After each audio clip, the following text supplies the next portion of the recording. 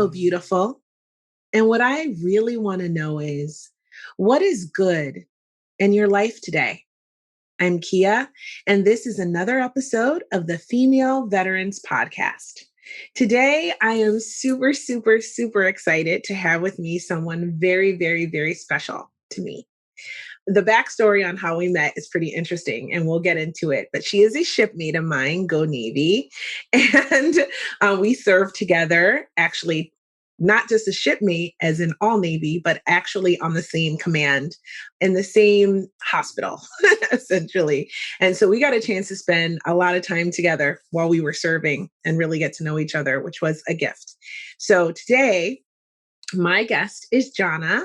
And well, she's an amazing life coach and she really focuses on the spiritual aspect of it. So if that's something you're into, you should absolutely reach out to her so that she can help you reach your goals. She's an incredible entrepreneur, a mother to a lot of kids. We'll get into that. And she does it all on her own and rocks it. And that's enough for her to win a trophy in my book. But she does so much more. And I can't wait for you to hear her story. So welcome, Johnna. Yeah, I am so stoked to be here with you. I'm excited. This is great. Thank you for me allowing to do this with you. It's a real pleasure. And I love the fact that we are communicating today and still knowing each other and yeah, good stuff. Really good. It's been like a million years. Definitely my pleasure. Awesome. So let's jump right into it. And I want to know what made you join the military? What made me join the military? Well, my father was in the Marines and he had family that was also in the Marines. I had a brother in law that joined the Navy. After me, I did have a nephew that also joined the Marines. I come from a line of military members, active duty serving members, and I grew up in a household that was quite patriotic. We all knew that the military was a special place in our family. My father, being a Vietnam veteran, he left the military with some battle scars, physically and mentally. But anytime there was something that was on television or a movie that had anything to do with the service, I knew that that was a time to kind of be quiet in the house, let my dad watch his shows. And so I just always knew in the back of my mind that serving for my country would be something not only that my family would approve of and find as something to be proud of me, but also I kind of felt always growing up that it was a responsibility. So that is why I initially joined.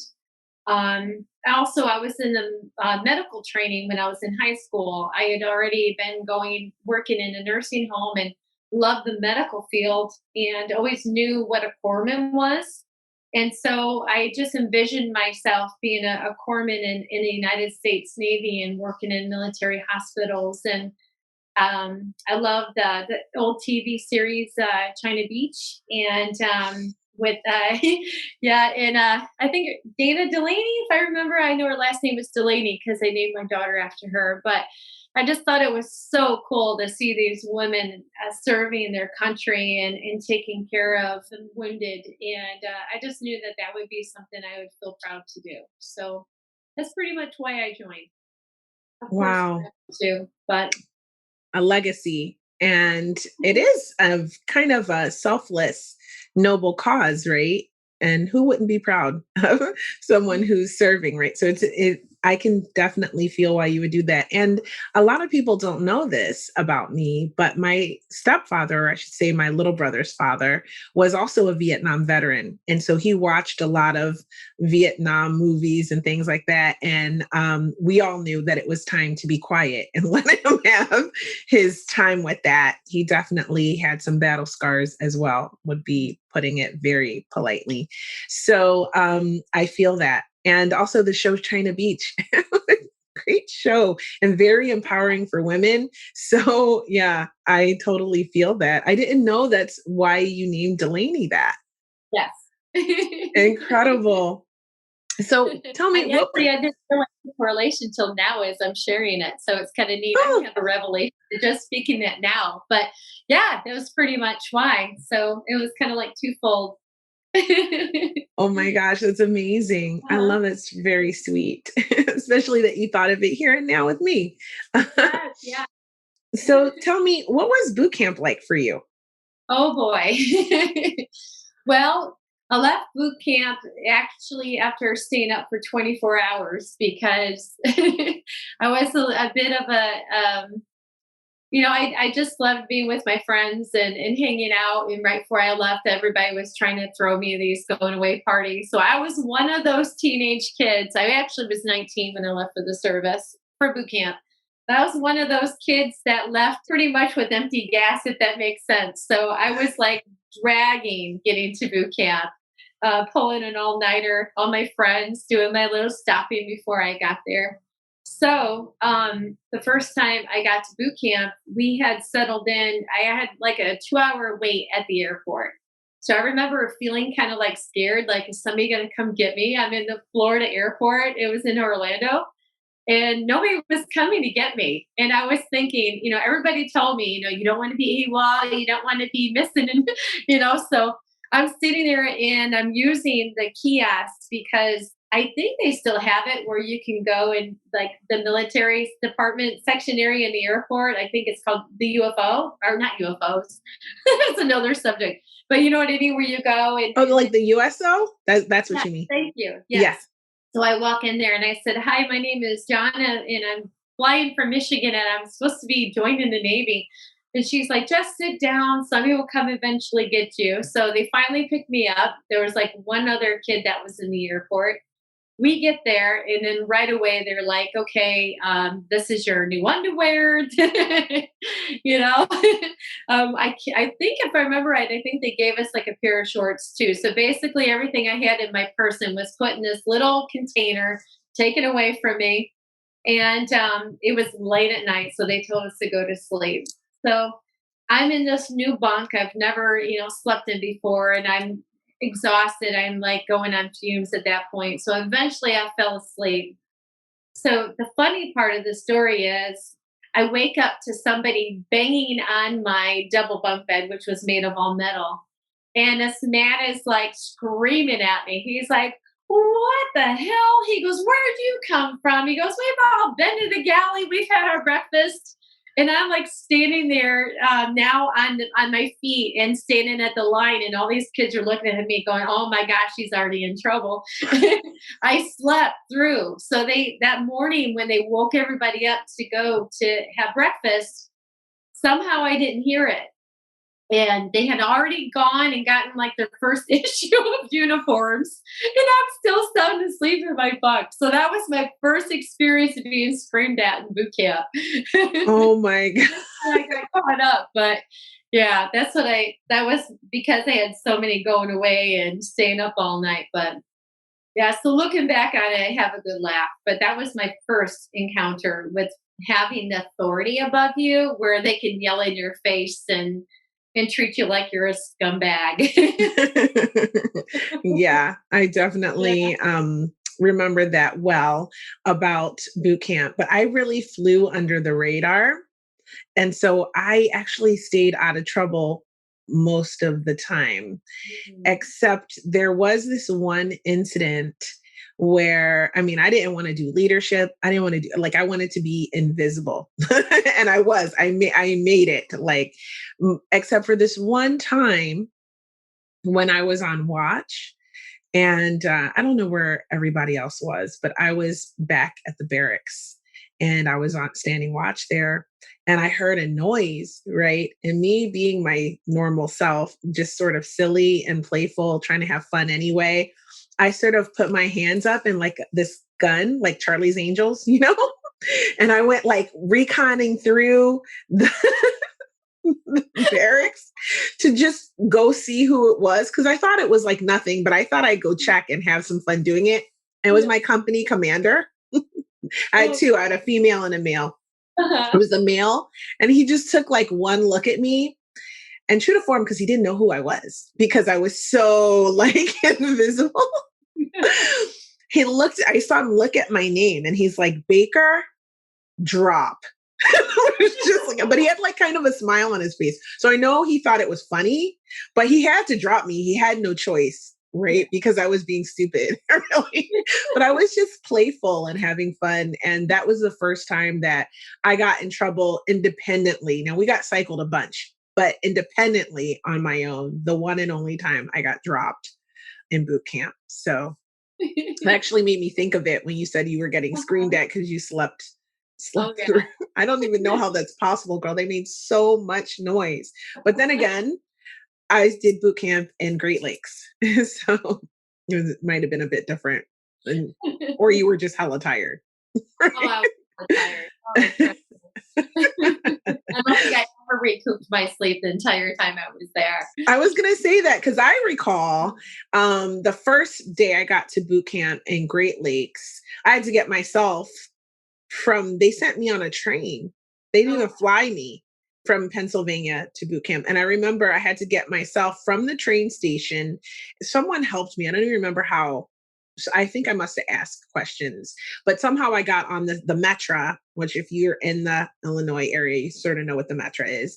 And I had to take the Metra up to North Chicago and then walk from the Metra station, which isn't far, to boot camp. And I walked through the gates on my own. And I just remember going to the gate guard and saying, I'm supposed to report for duty. And they're like, okay, someone will be along to get you. So they came to get me from there, but they had no place for me yet. I guess my unit hadn't been formed yet. And so they took me to sort of this holding barracks where I actually fell asleep. mhm. It was such an exhausting experience, right? And I was woken up by my female company commander, and she was like, "Okay, Baker, you're with me. We're going." And so I was actually in a 900 company, which was like unisex. Part of our company was actually guys. Like we didn't have a brother company, but it was an integrated company altogether. And so it was sort of still a new thing that they were trying out. And so they were like, "You're going into this, unit."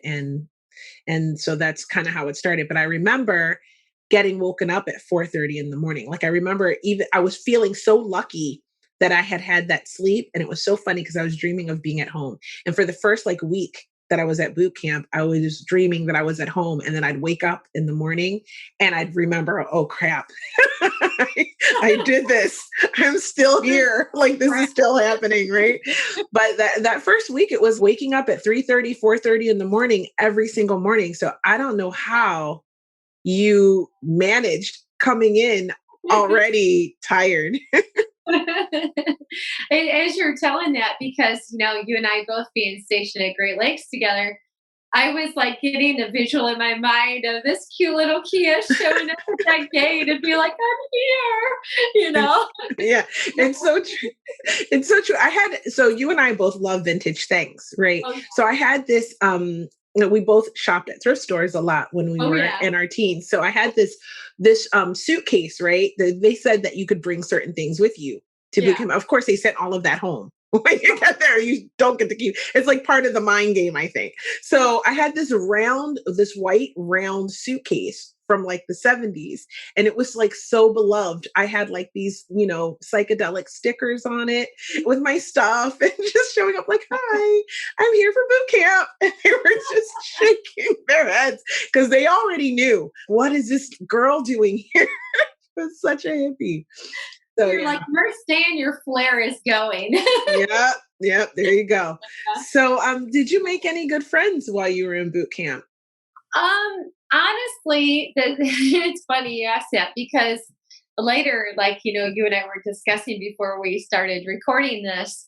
I know I was like probably like a year and a half older than everybody. I Mhm. graduated at 19 years old. So, I mean, in my compartment, my division, and I was in a holding company too. And I actually bonded with one female in the holding company, and we're bummed that we didn't go in the same company Aw. later.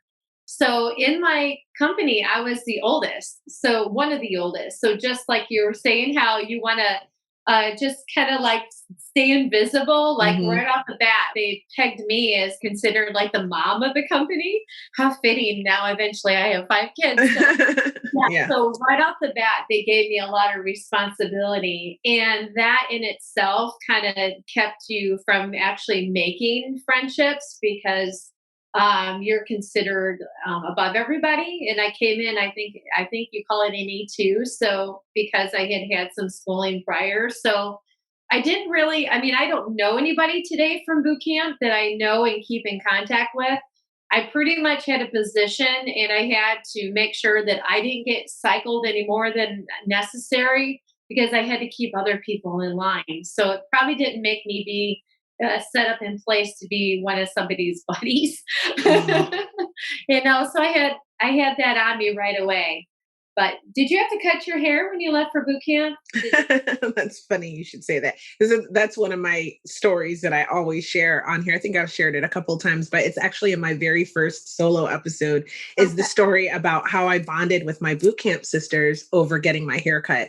And the thing is, I think I talked about this on a recent episode too, is I had braids. So they told me this is a new change for African American women. You could wear your hair in braids in the military. Well, my recruiter neglected to be aware of, because he was a man, that you couldn't do that in boot camp yet. So I arrived with these braids everywhere. They take hours to put in. Oh, And my company commander, I remember she was so sweet about it too, though, because she was like, they took us to go get haircuts.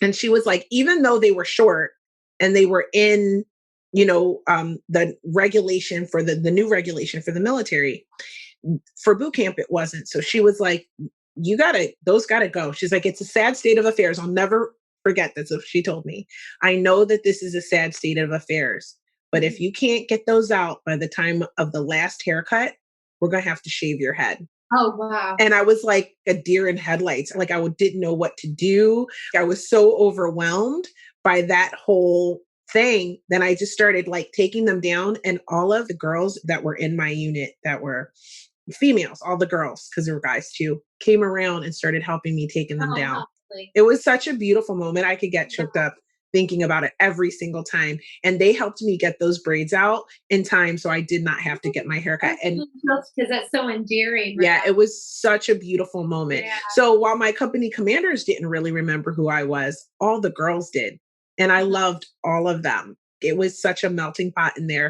It was the first time I met girls from all over the country and got to know their personalities and learn about the different places around the country and what they missed about home. And on Sundays was our day that we talked, and I was really good at shining boots. So I was always shining people's boots. And this one girl, she would braid my hair for me.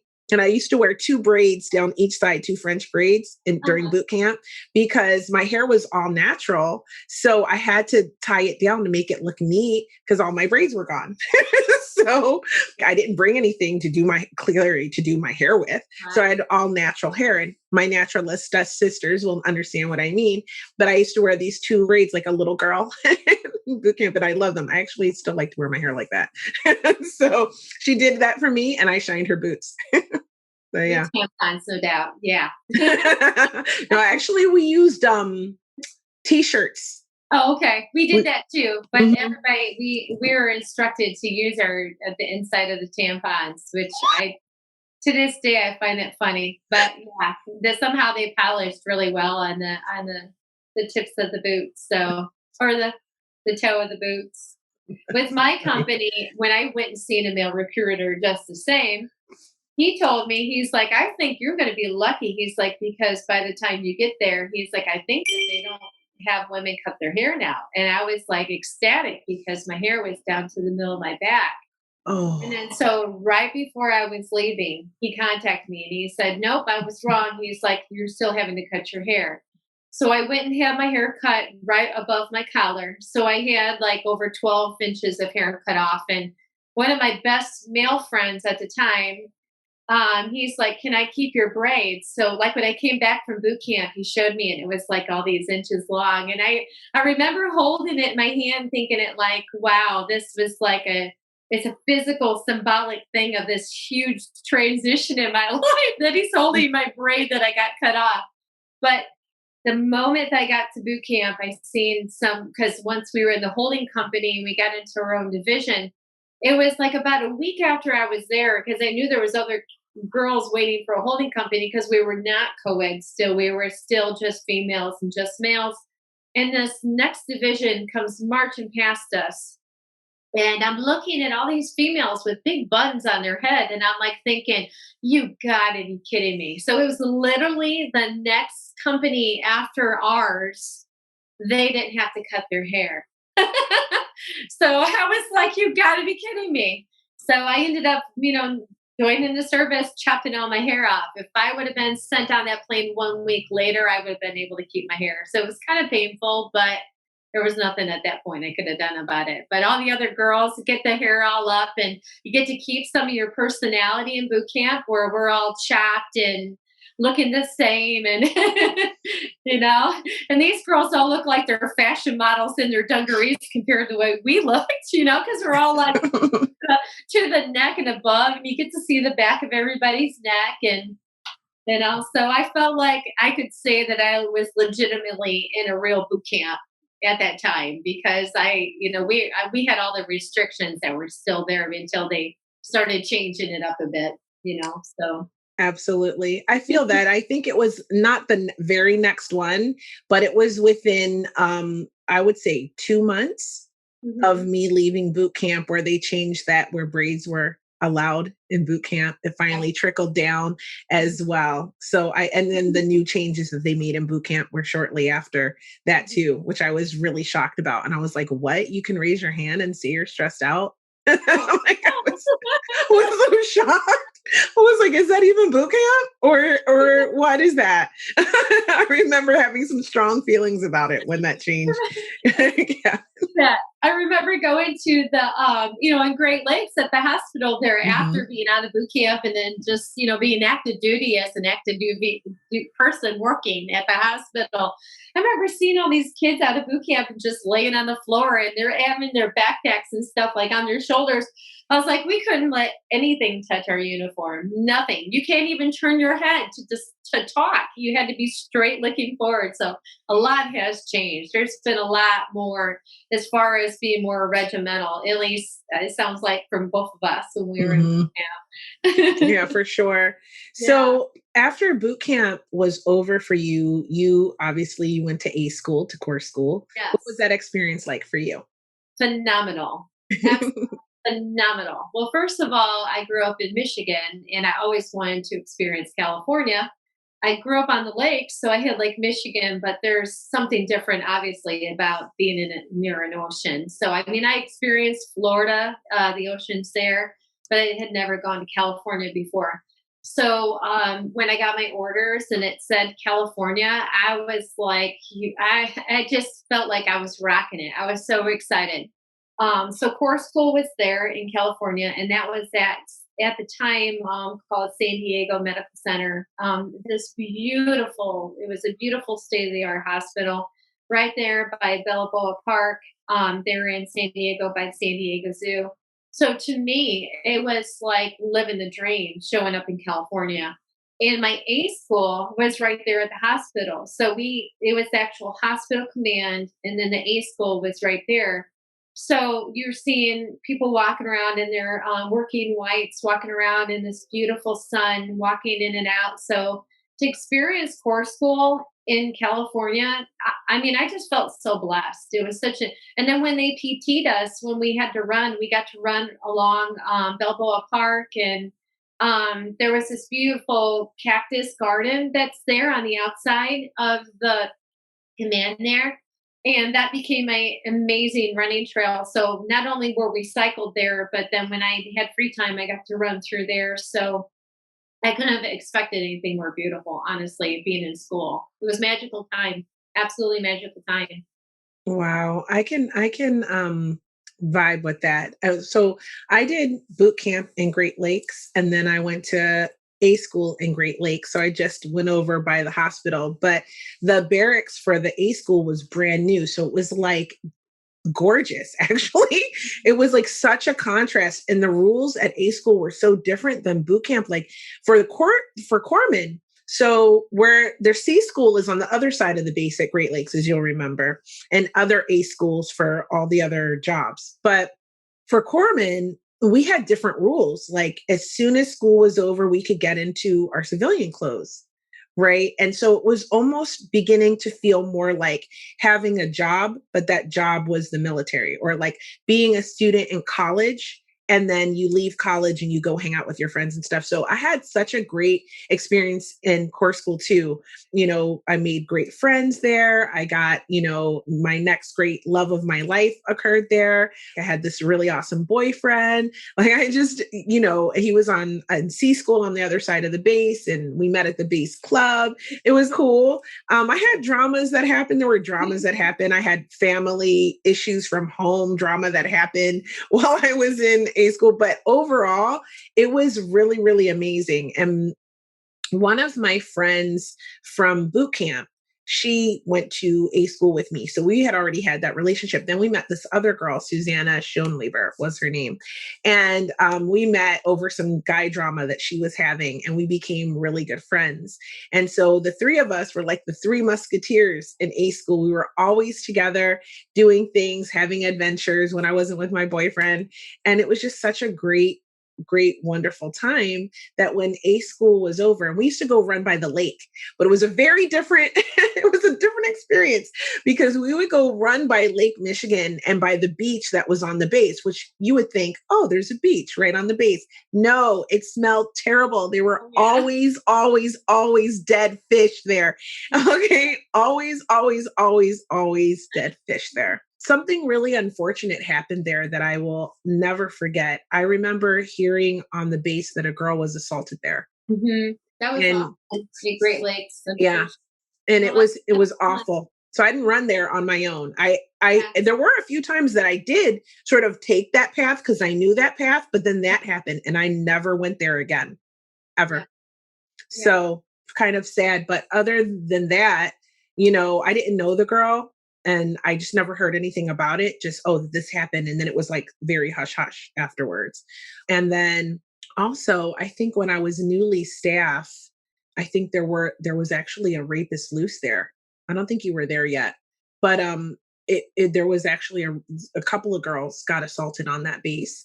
I think it was within a 3-month period. I don't know anyone that was there at that time, 95. If you remember, let me know because I would be interested in recalling that correctly, I guess. But Hawaii in 95. But yeah. even when I was stationed there, I don't think that the younger, I don't think that the active duty personnel in those that were actually serving on the base were given enough advice about that area because there was a lot of young kids who just get paid and they don't have a car, so they just want to walk around. They want to get off the base, and a lot of young men and women got assaulted and robbed because Mhm. those in that area that were waiting for some of the more naive, like active duty personnel, just getting paid. Those individuals that knew to rob, wanted to rob, knew when people were getting paid. I mean, we got paid at the same time, Mhm. and so a lot of young kids would get their checks stolen and get beat up and assaulted right outside the base. So there was a lot of violence right outside the base if you went just maybe half a mile down. And I'm sure Yeah. you remember that too. Yep. Yeah, there are So some really rough areas in North Chicago. yeah, so we were told be careful where you walk, but I still don't think there was enough instruction, But so Yeah. I remember having experiences there with people that I knew when I was stationed there. Yeah, for sure. So when you got out of A school, what was being staff for the first time like for you? Well, being in California, I remember I did get really good grades in my A school in Corman School. For one, they had this back then. They used chalkboards, so there was this big chalkboard that my instructors would write stuff on. And I remember that there was a couple classes before me, and that's how I was learning how you get to your next command. And it was so exciting to know that you can literally choose where you want to move to, providing that your grades were well. And I remember a couple classes before, and they were writing like Italy on the board, and they're writing Germany on the board, and they're writing Okinawa, Japan, and they're talking about going to Virginia, staying at Great Lakes, going to San Diego, going to Camp Pendleton, going to Miramar, and 32nd Street, and all these different command assignments. And he kept saying, "You get good grades, you get the pick of what you want." And that really resonated with me. And I just told myself, I am not leaving California. I love it here. I love San Diego. And so I got to decide to choose and stay at San Diego for 4 more years, which because then I was stationed there for 4 years. I'm always been a person that if I see it and it's something I want to do and envision, I can make it be so. And they kept telling me as an E3 at the time, because I was an E3, they're like, "You're not getting off base housing. You're just not going to get it." And I kept thinking to myself, "Oh, yes, I am. I want to live in Pacific Beach. I want to live right on the beach." And I just kept on saying, "Can I get off base housing?" and sending my chit through the command. Because, as you know, you got to write requests to do about anything in the military. So I'm writing this chit saying, "I specially request to have out base housing." And finally, they got sick of my chits and said, "Fine, you can prove that you can live off base and we'll give you rights to do so." So I was living an amazing life, living in a beach town that people, travel to experience, walking on the beach, working at the command, but then living also like a beach life in Pacific Beach at 19 years old and 20 years old, so it was a fascinating time. It's like when I reflect back on my younger days, I mean, I was living my best life. I loved living in Pacific Beach. The ocean is there. They had a shuttle bus that would take you to the base. The only downside was, I think the last pickup, I want to say maybe it was around midnight. I don't remember. But if me and friends didn't catch that bus before living there, like we needed to find a ride back to the command, and you don't want to not get a ride back to the command. Yeah, For so I lived sure. in San Diego for 4 years, and it was a great experience. Great experience. Oh my gosh. If I had a nickel for every time I heard how amazing San Diego is. Have you been there, Kia? I have not been to San Diego. It is on my list of places to go as soon as we are free to move about. I have actually a friend there. She was a guest on the show. She is a cannabis nurse, and Okay. that's the Kush Nurse episode. We went to high school together, and she lives there, and her husband is an amazing photographer. And if you check out my Instagram, you'll know that I like to do modeling shoots from time to time just because I was too insecure to do them when I was younger, when I got scouted, and I didn't do it. I didn't take the offer. So now I make it up to myself by doing them for fun. And it combines seeing my friend. We have a child the same age, and getting to get amazing photos by an amazing photographer. And yeah, so on the plan. I will be experiencing it. When I lived there, traffic was insane, and I hear it is crazy insane now. But that was like the one of the drawbacks. But you can't, I mean, you can't not fall in love with San Diego. I mean, unless you have to drive a lot, it'd be a kind of a pain. But you can go up into, drive up to, oh gosh, I can't even remember where it's called, but they're famous for their apple pie. But you can drive up towards like the mountainy areas, and you got snow, and I mean, and we would go to Tijuana then. I mean, Yeah. Tijuana was a place that we loved going for beautiful textiles, and they would have all these little vendors out, people selling their wares and pottery. And it was just back then, I mean, it was just a very dreamy, beautiful time. And then options on food and yeah, I mean, you definitely have to experience it in this lifetime. Absolutely. Absolutely. And then I met my first husband that lived in California. So I mean, there's a lot of fixtures that are very concrete and solid in my memory bank of beautiful experiences by experiencing California. Absolutely. And photo shoots, that one picture of you in Facebook, did that gentleman take that photo? No, he hasn't done any. Yeah, Oh, he hasn't done any photos for me yet. And I am dying to have him do some headshots for me because they are incredible. He well, does that's great what work. I'll do. The side shot with your hand on your face. I Uh love that huh. picture of you. Oh, thank you. That was my friend Kayla Goldfarb here in Portland, Oregon. And when I can shoot with her again, she moved south of here. So she tells me the next time she's up this way, we can shoot again. But yeah, I met her out at, well, one of my Navy friends, actually, John Beerley, he would spin at these little events like lounges, spin DJ records or whatever, house music, which I Mhm. loved, which I fell in love with in Chicago while I was I serving remember in that Great about Lakes. you. Yep. And so I would go see him, and I actually met her at one of those events, and we Cool. became fast friends. It was very fortunate, and she's a brilliant photographer too. Yeah. So one of those things that that was on my that's on my 50 before 50 list. So the things that I want to do before I turn 50, right, was start modeling just That's for cool. myself, right? 50 before 50. I never heard of that. I think Yeah. I had to do 51 before 51. There you go. Or 55 before 55, right? Give yourself some time. I can talk about 55 right now. Okay, my bad. I'm so sorry. Girl, don't rush me that way. All good. Hey, aging is a gift, okay? And you consistently look amazing. I can't, like, I really, you look the same. So what are you even worried about? Like, legit. Like, you're only as old as you feel. Okay, Absolutely. great. Absolutely. So yeah, it's fun things to do before I age up on the next level. That's So great. yeah. Yeah. So, what was the command like? That's what I was going to ask you. What was the command like in San Diego? San Diego, it's interesting because we lived in an environment that was just phenomenal. But it really was the vibe could be, even though it was the same hospital, the vibe could feel very different in different departments, just like Great Lakes. Yeah. Always depend on who was running the show. Leadership, so Yeah, important. absolutely. So, I mean, when I first started out there, I worked for internal medicine for a brief period of time. I worked at OB and gynae for a brief period of time. But my desire was absolutely to work pediatrics. I just wanted to work pediatrics.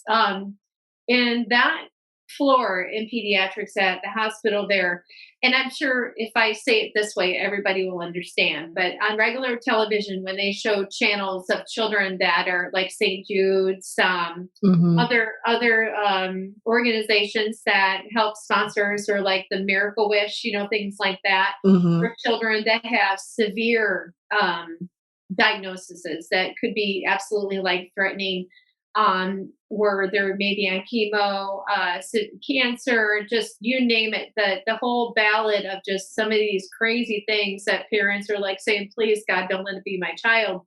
The children that I took care of at that time were children with severe health issues.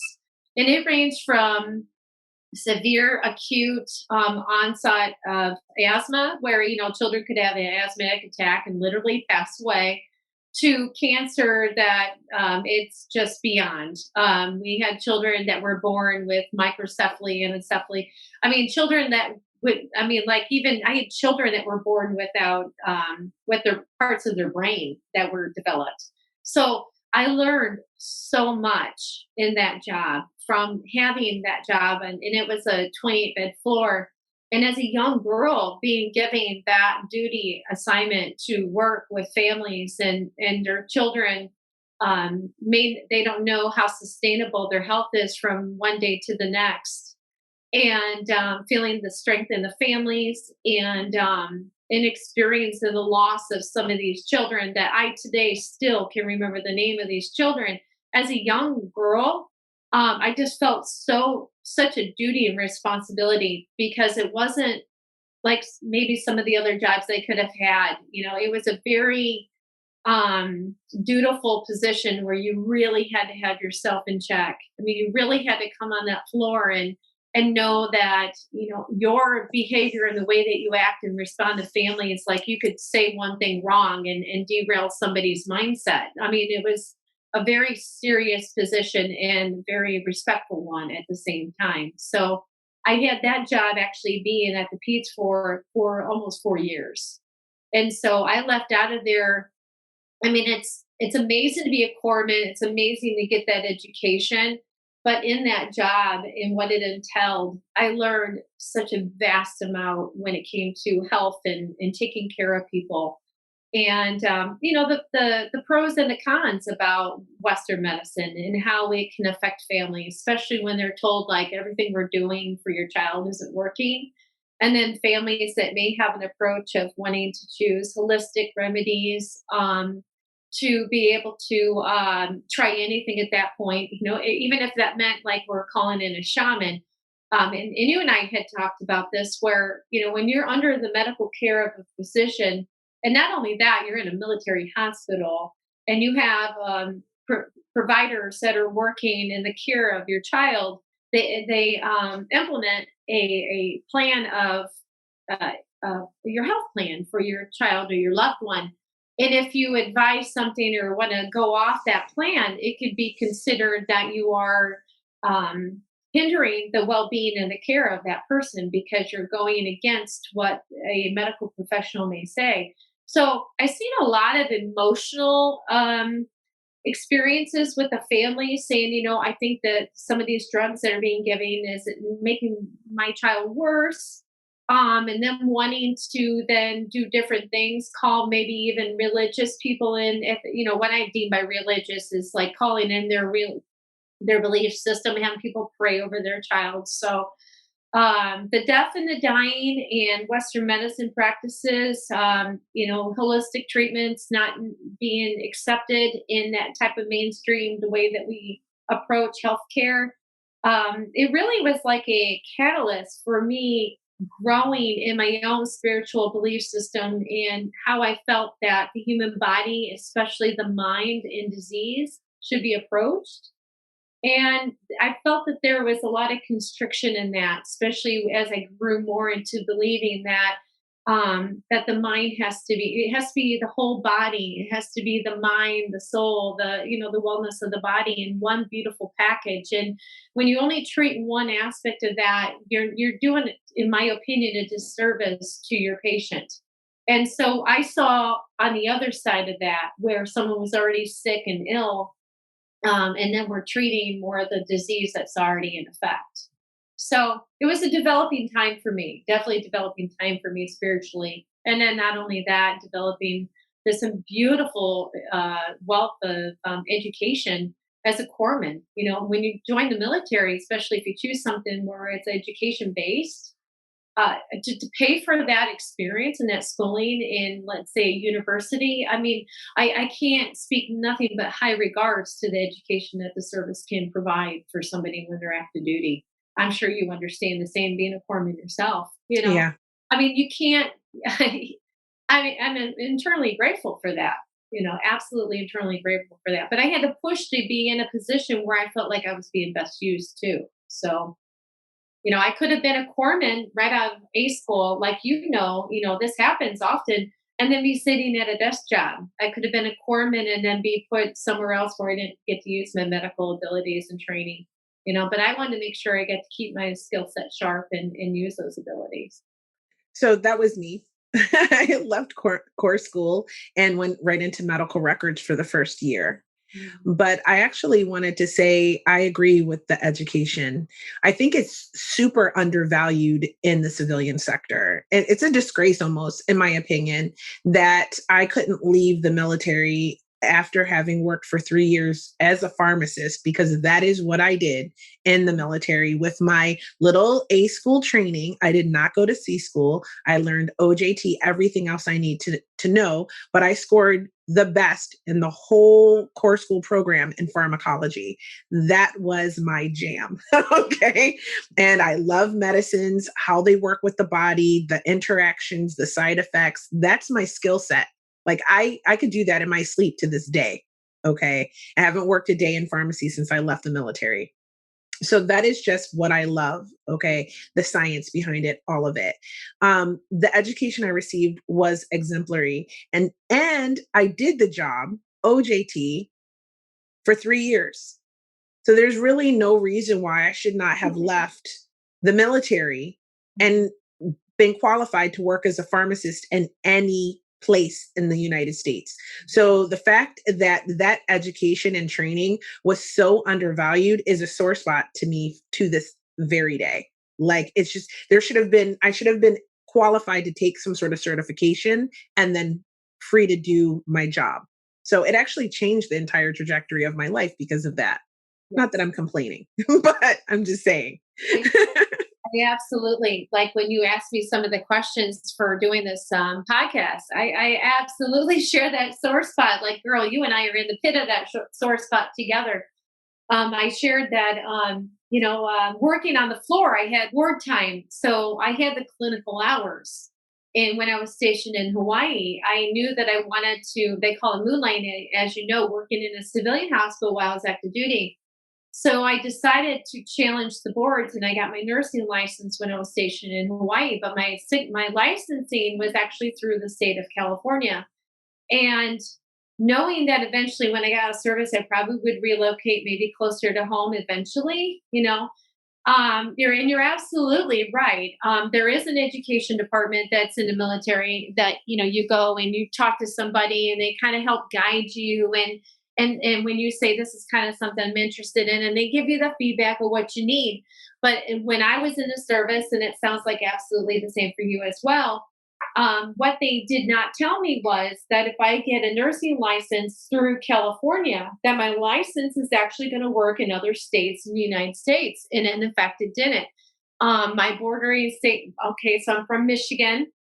I have a license from California, which is an actual nursing license. I had to do my CMEs or CEUs, I can't remember now, but to maintain that nursing license, and I had to challenge the boards. They took a huge exam. I passed. So I'm actually certified as a nurse in one state, but I can't use that nursing license in Michigan, Indiana, Ohio, or Illinois, or Wisconsin. It didn't recognize it. So there Mhm. is a real, I guess, I don't know if you want to call it a disinformation or if you want to call it just a lack of knowledge, but when somebody is getting educated to literally the toppest level of education you can receive, and I totally agree with you, the word is exemplary because it is. I mean, you're like browbeaten with this information. Like the tests are not easy. The pharmaceutical aspect of it, when you talked about that, I remember being stationed in San Diego. I had a boyfriend at the time, and his mom and dad had a pool. And I remember coming with my flashcards, and I want to say it was probably every bit of like 3 inches thick, and it was the pharmaceutical test for a school. And this man is like, jump in the pool.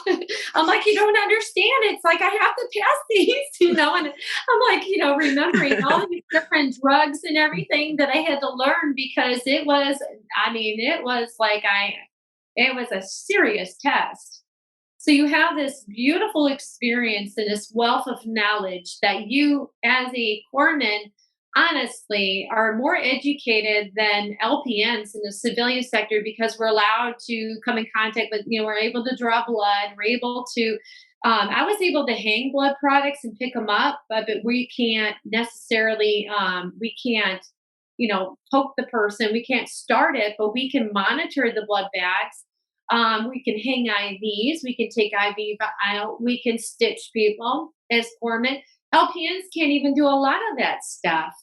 And here we are in the service, serving our country, getting this beautiful wealth of knowledge. Then we get out and we have our skill set in check, and we can't then go get a job with what we know. And it's so incredibly painful being told, nope, that doesn't work here. And that's Absolutely. exactly what I was told. Nope, it doesn't work here. Mhm. A huge university that was by me, I'm walking out with all these credits and they're like, no, you basically have to start all over in our nursing program. And I said, I have all these credentials. You can see all this experience that's in my service record, what I've done.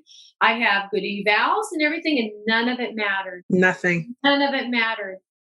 And I'm glad we're discussing this because I think I said that, this is something that's a big deal to me. These are things that people need to know the right questions to ask. Now, it might have changed. I mean, I got out in 2002, but it may have changed, what I'd like to believe that it did, but when you're coming out of the service, for me over 10 and a half years and not being able to work at a hospital. It was like a really depressive, it was a difficult transition for me, huge transition for me. I totally feel that. I totally Mhm. feel that. But we're going to get into that in just a little bit. We're going to talk about our transition out. But let's talk about, you mentioned Hawaii. So Okay. you went, was Hawaii your next duty station from California? But it was So the what was that like? um I loved Hawaii. I absolutely loved Hawaii. But it was extremely expensive. Extremely expensive. And I had my first child there. Like back then when I was stationed there, I was there in 90, let me think now, 94, 95. I think 93 as well. I couldn't even afford really a gallon of gas. I mean, sorry, a gallon of milk. I mean, we're serving in our country. We're serving our country, working on this duty station there at the command. And we were like the working poor, honestly. That's how it was when I was working there. Now, a lot of times they do have what's called COLA, right? If I remember right, like they pay you for living, either we lived in the barracks or not the barracks, we lived in military housing, but we didn't get paid enough to fit the needs in the community. Does that make sense? And I've Yeah. heard other people say that. But my I would say one of my darker days being in the service with like sexual harassment and things took place when I was stationed in Hawaii with some of my duty assignments. Oh no. Yeah, so I mean it's clouded. I mean there's different feelings there, but I mean there is different. I could say some of the more negative experiences being in the military was when I was stationed there in Hawaii. But I mean, I Wow. still honor it as my time, but I can also think on both sides, like thinking, Yeah. yeah, uh-huh, Yeah, some of the bases, it seems like it may not be every base, and it doesn't happen to everybody, or if it does, we manage it differently. Like I've had some guests say, there was tons of, like, even in the 80s, right? There was tons of sexual harassment, but I didn't affect me, right? But another person, that same type of situation destroys their entire experience in the military.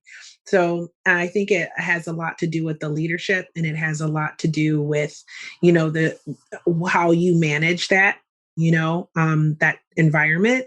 And it's like base per base is what I'm beginning to understand from a lot of these interviews that I'm doing.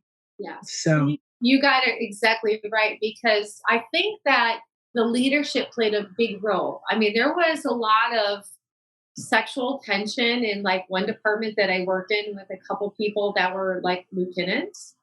And so when you have that, it sets a pecking order down, if that makes sense, where if they're doing this, you know what I'm saying? So it's like mhm, it changes the environment. It also puts everybody in a volatile space because then you don't feel like you know what your parameters are. And you're taught like sexual harassment shouldn't exist. But when you have officers that are above you and you can see that one of them, I mean, without names, I would never say names, but one may be married and and then they're fooling around with somebody that might be like an enlisted person. It kind of sets an environment that anything can kind of go, and that was kind of like one of the duty assignments that I did have. And I was a married woman at the time, and so I was taking my marriage as a serious commitment, obviously, but the environment that I was in almost felt like we were back in high school. So, and I've already had other commands where I took my job very serious, and never really had some of that per se. So then getting it in my third assignment kind of was like it was like a changing. It was like a different sounding board than how I felt the military and me and my relationship with the military, if that makes mm. sense. Would you say that it made your opinion of service begin to change? Absolutely. Absolutely. Yeah. And then I think as you and I had talked to, even the next assignment after that, there was some things that had taken place. I had had sexual harassment in another experience. It was actually in boot camp. And then I had it again at my first command to some degree.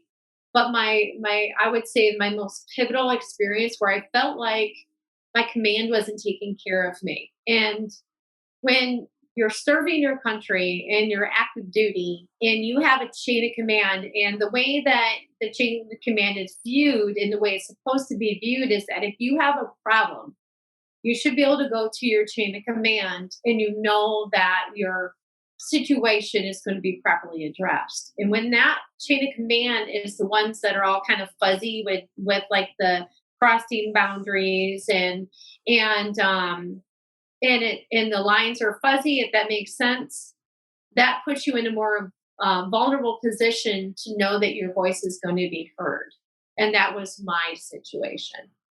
Oh, I really feel that. I mean, I think when I became staff, it was Kim Reed, and she was older than us. She served with me in boot camp. I think she was our religious petty officer in boot camp, and she had that sort of motherly role like you did. And then in A school, we were together.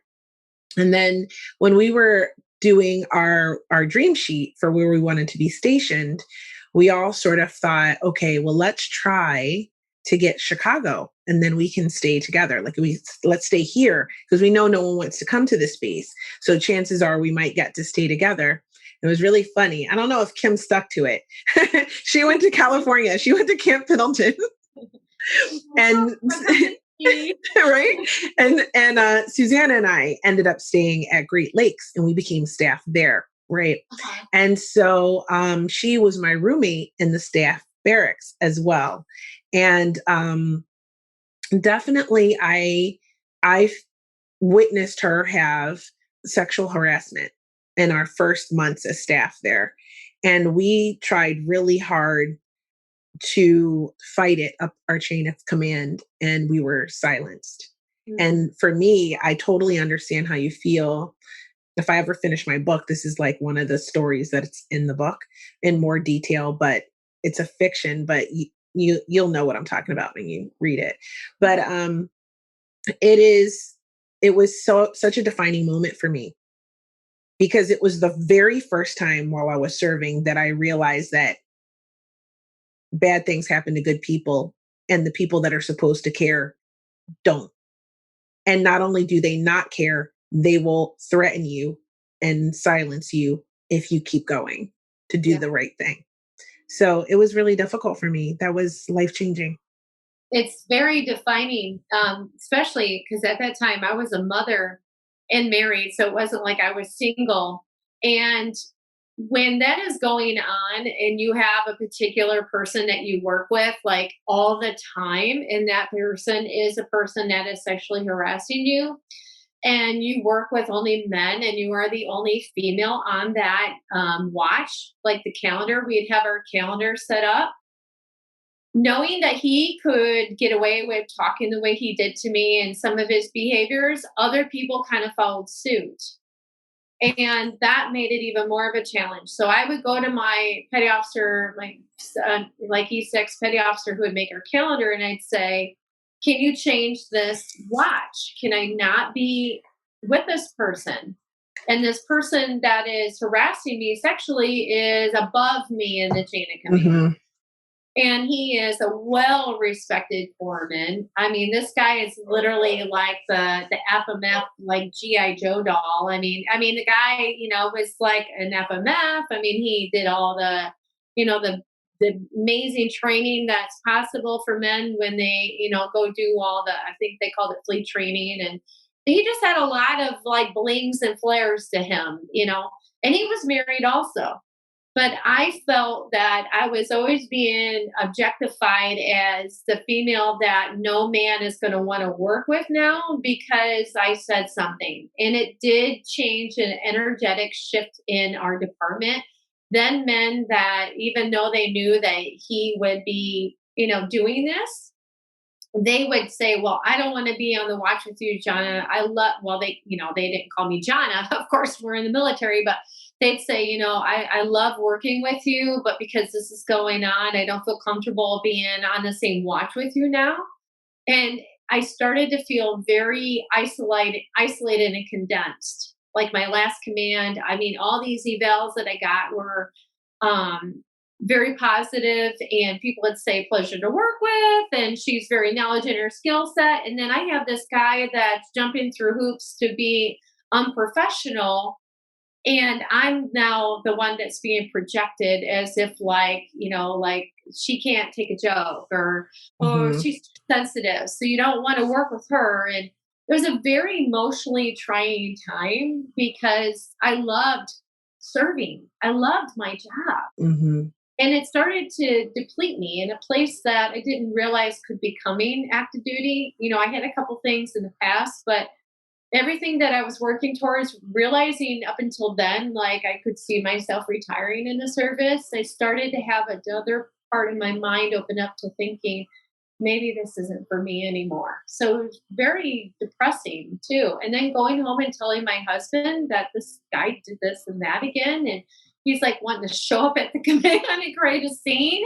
And he almost did. And like, because my chain of command wasn't handling it, you don't feel like, especially for me as a woman, if somebody is more declarated than you are and they have a higher pay grade, it's very possible to feel small. And it's very possible to feel that they're basically like, okay, we'll move you here and not really address this. And that's pretty much what happened. I got reassigned pretty much. The sad thing about that is how common it is, and about the whole story, because if you listen to this podcast regularly, you'll hear me say you became that girl with the air quotes, right? Oh, yeah. The Who girl who wants to can't be take that a girl? joke. Exactly. Who wants to be that girl? Hmm. Nobody does. I don't think any female, if they understand what we're talking about, they know they don't want to be that girl. I Hmm. can work with a bunch of men just fine, but if they're like totally crossing the line, then we have a problem. You know, Exactly. I can take a joke, but in that instance, I became literally that girl. I think for me too is you actually just reminded me of something. We were talking about the environment in Hawaii. And I remember I was working with someone and he was married, and his wife, will just say, worked in the same on the same base. We'll just say it that way. And he said to me when we were working together alone, you're very exotic looking. And I thought, well, thank you. Right? Like, thanks. I think that's a compliment, I think. And he said something along the lines of, I don't remember exactly, but he then said, my wife and I would like to invite you over. And I said, you do? Well, that's nice. You want to have dinner or something? He's like, yeah, we have dinner. And he's like, but we're interested in more. And I mean, it was really tastefully done. Don't get me wrong. It wasn't like gross, or it did make me feel gross. But the awareness came to me slowly as we were talking, and we were the only two working together. Okay.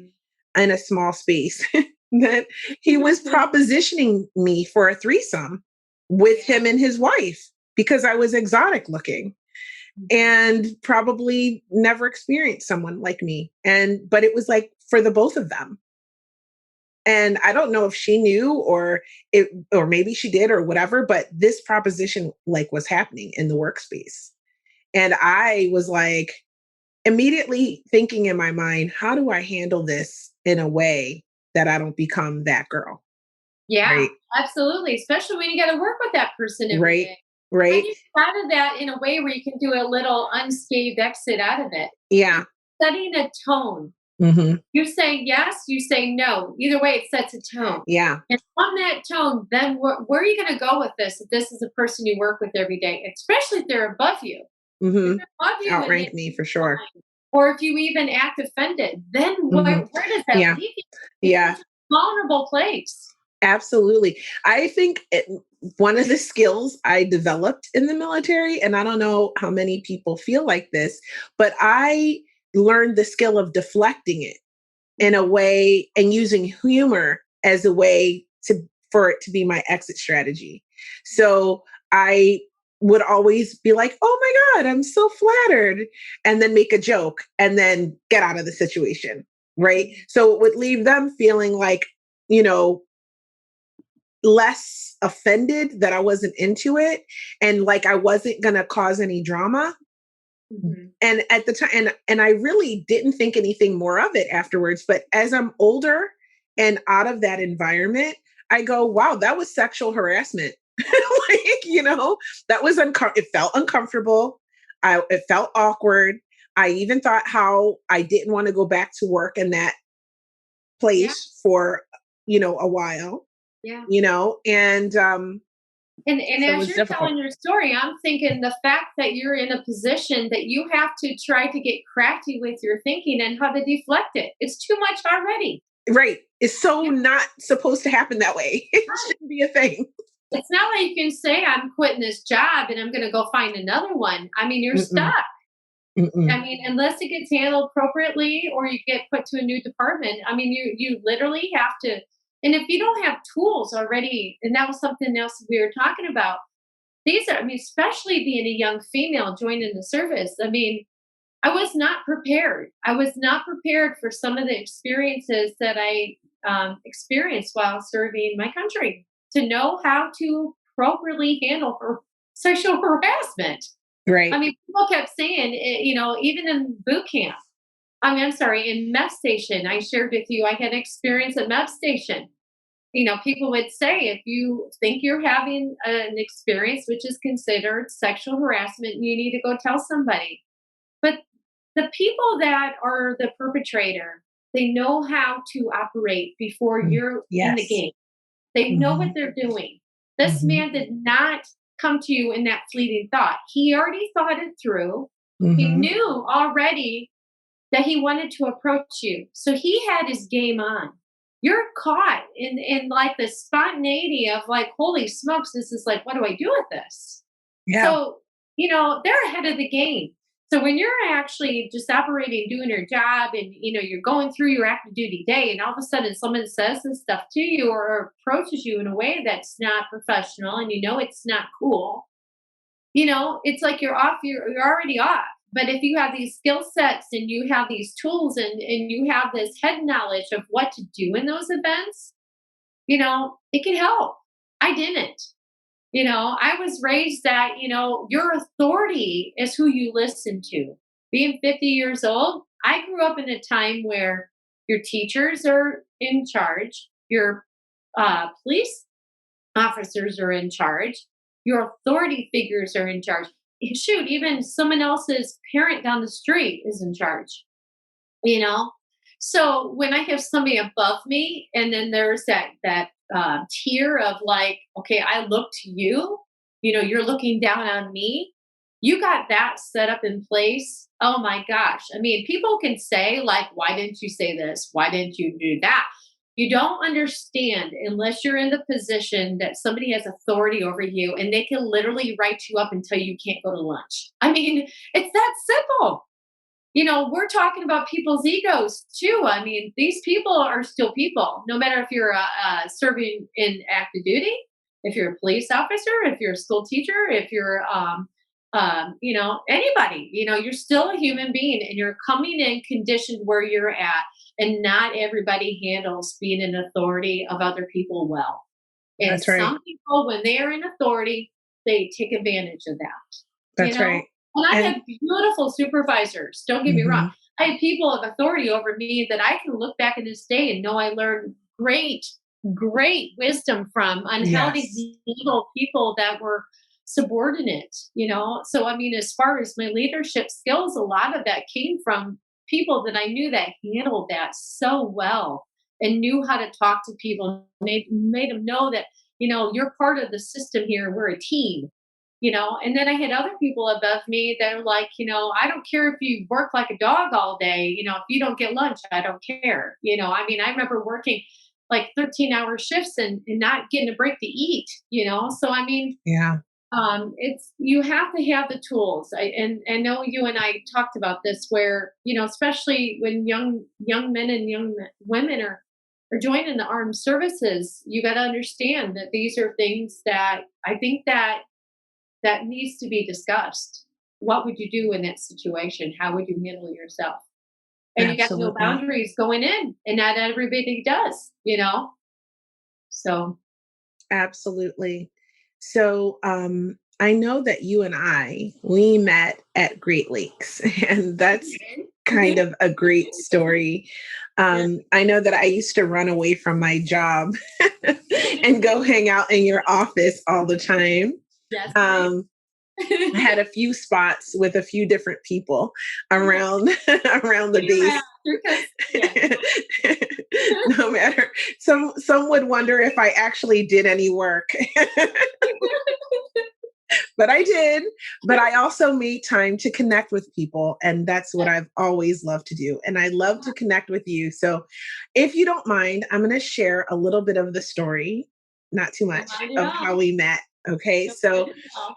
um, and I'm sharing this because it's a beautiful story about women and sisterhood and connection, and that's what we're about on the Female Veterans Podcast, right? So, Johnna and I, some would say, are unlikely friends because I suffered a devastating heartbreak. Like, I thought I was going to marry this guy. We just had a great time together, so much fun, and then we broke up. Okay, a few months later, I found out that he was dating another girl, but I didn't know who this girl was. Spoiler alert.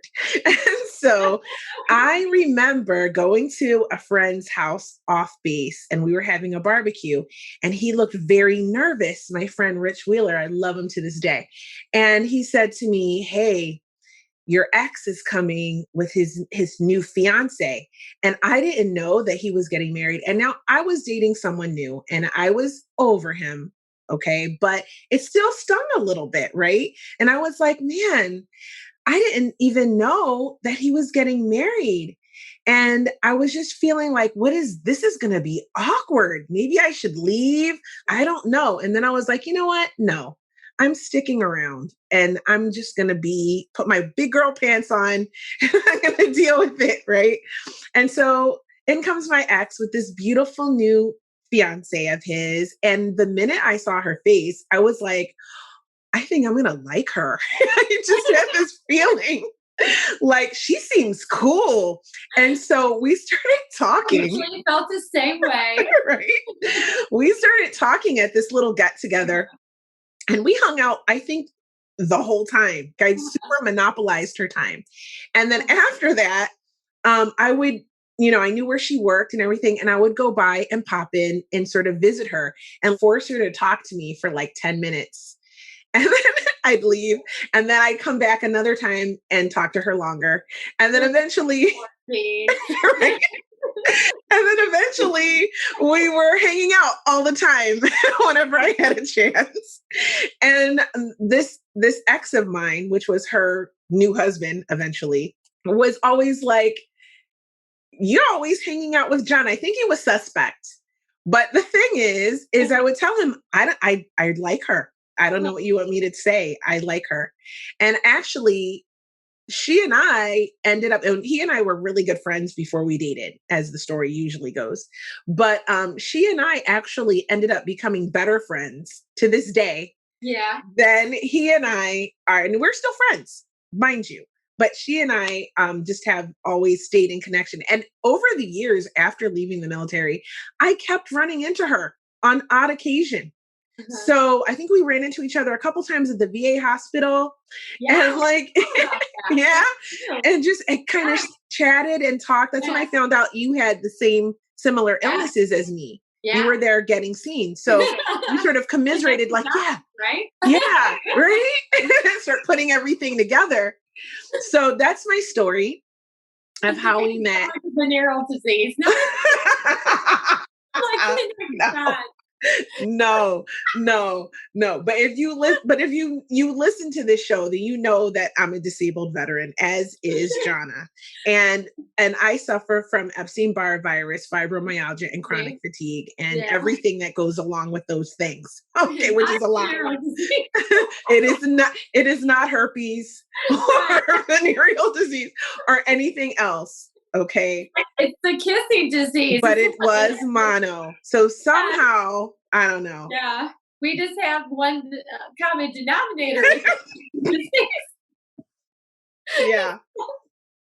But the crazy thing about it is, whatever it is, whatever strain of Epstein-Barr that we Yeah. both contracted, it has very literally come close to decimating both Yes. of our lives, Both of and our we've lives. had to overcome it. It Yes. live in on different paths, Uh-huh. but kind of coming together on occasion and being in a support system for each other Yes. going through this. So it's really beautiful, and I just wanted to share that with Now, everybody. I want to clarify. I was not aware that you guys broke up only a couple months. Actually, hearing what you say before him and I started seeing each other, but we skipped from dating to getting married. And I know I told you that story. We were technically never engaged. It was kind of like, let's go meet my family. And all of a sudden, we're getting married. That was pretty much how we got married. So we never technically was engaged, but he might have like maybe had talked with somebody. I'm not sure. Yeah, but I had Mhm. no idea that our stint with between like you and him and me and him was so short. Oh my gosh, I think we broke up in December and then you guys were dating shortly Wow. Well, after that that. makes sense. That does make sense because you guys had the mono thing going on, and then I got it from him, and then I got, you know what I mean? So I mean, Mhm. oh my gosh. Yeah, Small we were world on a base. sharing the same bed. Short stint. That's so crazy. I had no idea. You didn't even have enough time to get over mono properly. I know. Fucker. I had no idea. Mm, Wow. all good. He made rounds in the clinic. But you know how it is on a base. It is like a high school, Exactly how it is. right? Yeah, And yeah. so It's everybody exactly knows how it is. everybody dates Yeah. everybody. And then marriage and many kids later with him Yeah, and I. Yeah. yeah. Yep. So tell Yep. me, That is how we that is met. how we met, and Yes. we're still connected today, which I is a fell in love with blessing. you too because I just thought, I really can appreciate women that have a lot of just color in their personality and you're definitely one of those women, Kia. So I mean, by meeting you the first time, there was definitely this like very natural innocence to you too. And I just love that femininity about you. And so when we have our conversations, I remember having a lot of conversations with you when you come in my office when I'd be like taking care of my blood samples at my desk. I was an HIV/AIDS coordinator for the base at the time, so I'd have all my blood samples and I'd have to label them. And I remember you would talk to me and stuff, and then having this connection again with this, and then discovering just the length that your situation and your health Mhm, experiences with the mono. And then you and I talking about it again, thinking, oh my gosh, this has literally changed our lives. Like you and mhm. I were affected in such a life changing way. And I Yes. didn't know that then. And, Mhm, I had no idea. I mean, I knew that you had it too at one time, and to know that you and I have a very similar journey and we have such a commonality when it comes to some of the things that were life changing, I'm like, holy smokes, we're living each other's lives in a lot of ways, for So sure. it's wild. It's absolutely wild. But see, women can meet each other and could have had a prior relationship. And there's women like you and I that can find appreciation and not care about that stuff. So I Yeah. think that's a highlight, Yeah, it's So beautiful. I love it. I care. I was like, she's so cool to let go. I mean, I got to know her. Right? I likewise. The Yeah. feeling was super mutual. And I've been so blessed to connect with so many amazing women and continue to do so as this podcast sort of brought you back into my life more Yeah. regularly. And I get to meet so many incredible women through this podcast as well. So it's been such a blessing to have that sort of outgoing personality and want to talk to people and connect with them that it's my career now. Yeah.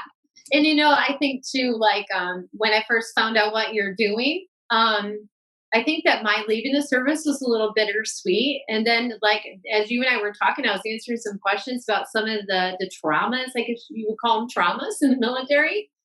I was like, wow, I'm very just so inspired and proud of you that you Oh, taking this process of your life experience and being able to, even though you're out of it now, but I just my hats off to you, Kia, because I mean, there was a chapter of my life in the military I wasn't even choosing to think about, and I had to in some of these questions that you were asking. And I was thinking that, if somebody maybe was asking me some of this along the way, maybe, you know what I'm saying? It wouldn't be something that is like a mental block now that I didn't even want to think about anymore. Like I literally shut a chapter of my experience in the military down. So Yeah, my hats off to you that you're giving women a platform to talk. And it's really necessary for people to hear the stories. So just as a woman to woman, I'm very proud of you. You really are. Can I say kick ass? Because I think you aw, thank you, honey. I appreciate you are. so much. I do. That means the world to me. It does. And I feel like if we can shed a little bit of light on those dark places, those closed chapters, we can heal them, right? And we Yeah. can help each other. We can each, hold our hands together, walking through our healing journey. And that's what it's really about. Absolutely. I mean, I would never tell somebody not to join the service, but if for example, I had a girlfriend whose daughter just recently joined, and I had some things to say, and I think it's important to hear all levels of things. Go into it, and just knowledge is power. It really is. You can't prepare for everything. You absolutely can't. But to just be aware, I mean, you may have some young woman that's never experienced anything like sexual trauma, and then you get in the service and Exactly. you're working with only men, and honestly, I mean, if I want to be honest, I had a woman that was a supervisor above me that was a woman, and she was sexually harassing to me. So Jesus. so I'm saying that, it's not just a heterosexual So true. situation. It's not. Uh, So I just didn't think like this would be something going into the military that I didn't even think about. It wasn't even on my radar. So it's Yeah. important that people are thinking about, different variables, so knowledge definitely is power. When my niece asked me about going into the Air Force, right? She was graduating last year. She graduated in June. And I said to her, go listen to my podcast and make an educated decision. Listen to the good stories and the bad. Listen to all of Yeah, them. that's And then good. you decide what you're going to do. She hasn't joined. Mm. That was her decision as of now. But I will never counsel anybody against going. I usually tell them to go to college and be an officer, but it's a very different life. But Yeah, um, no kidding. but yeah, I was already doing pretty much. I was almost had my nursing, and I went in and enlisted. Nobody told me, "Hey, another year, you could come in as an officer." mhm. I had no idea. I was actually sort of talked out of going to ROTC. Really? Yeah, they were like, "Oh, you can go sooner, and there's a lot of red tape to that. You've got to, qualify and this and that, and so it was almost sort of like I was shifted towards being enlisted because I was sort of like weighing it out, right? Yeah. Like, should I go ROTC? Because I really wanted to have that college experience, like that Mhm. university experience. That's Mhm. what I wanted. And it was so important to me to have my college degree because if you grew up in the 80s, that's what everyone told you, get your college degree and you'll have a better life, right? So it's what I really wanted. But I also really wanted to have fun. And my recruiter really played up how much fun you could have. And I'm not going to say he didn't lie about it. I had a lot of fun. I probably had more fun than anyone should ever have when they're serving in the military. Now, it almost cost me a lot, but I don't regret it. And I don't regret it. I'll never forget you walking in my office with your little like pharmaceutical smock on, you know. And Yeah. you come in, you were definitely had your own drum beat in the service. There was a part of me that idolized that because I think I was a little bit more afraid than you were, I was but fearless to a yeah, fault. you were hypnotized for sure. To a And I fault. wish I would have had a little bit more of your gumption, like with that situation at the tail end of my service career, with Mhm. the whole thing with my at the time husband being demoted, and us knowing that it was totally a wrong thing that was happening. And there was a part of me, and I was like, I'm fighting the system in this, but yet there was a aspect of me that could have used a little bit more Kia Baker at the time because Aw. I was like, I had kids too, and I was like, sometimes you kind of cut your losses, but I know that there was, these aspects of being in the service that I'll never forget to praise. And then there's aspects also where it's like sometimes my voice just didn't matter, where serious damage control, that you have to do because it can affect your livelihood. Every aspect of your life can be affected. I was raising babies while I was active duty too. So, I mean, how far do I go to push back? So, I got out of the service, pretty much because of that. But So, do you want to talk a little bit about? I mean, we sort of skipped over Great Lakes a bit, but it's okay. where we met. So, our where we met Yeah. happened there. And Great Lakes was a pretty decent duty station, all things considered, I think. But I know at your last duty station, you had a lot of trouble. Do you want to talk about what happened with you? You're If talking you about Great Lakes or what was that? Oh yeah, it was Great Lakes that you had that trouble where you had to fight, right?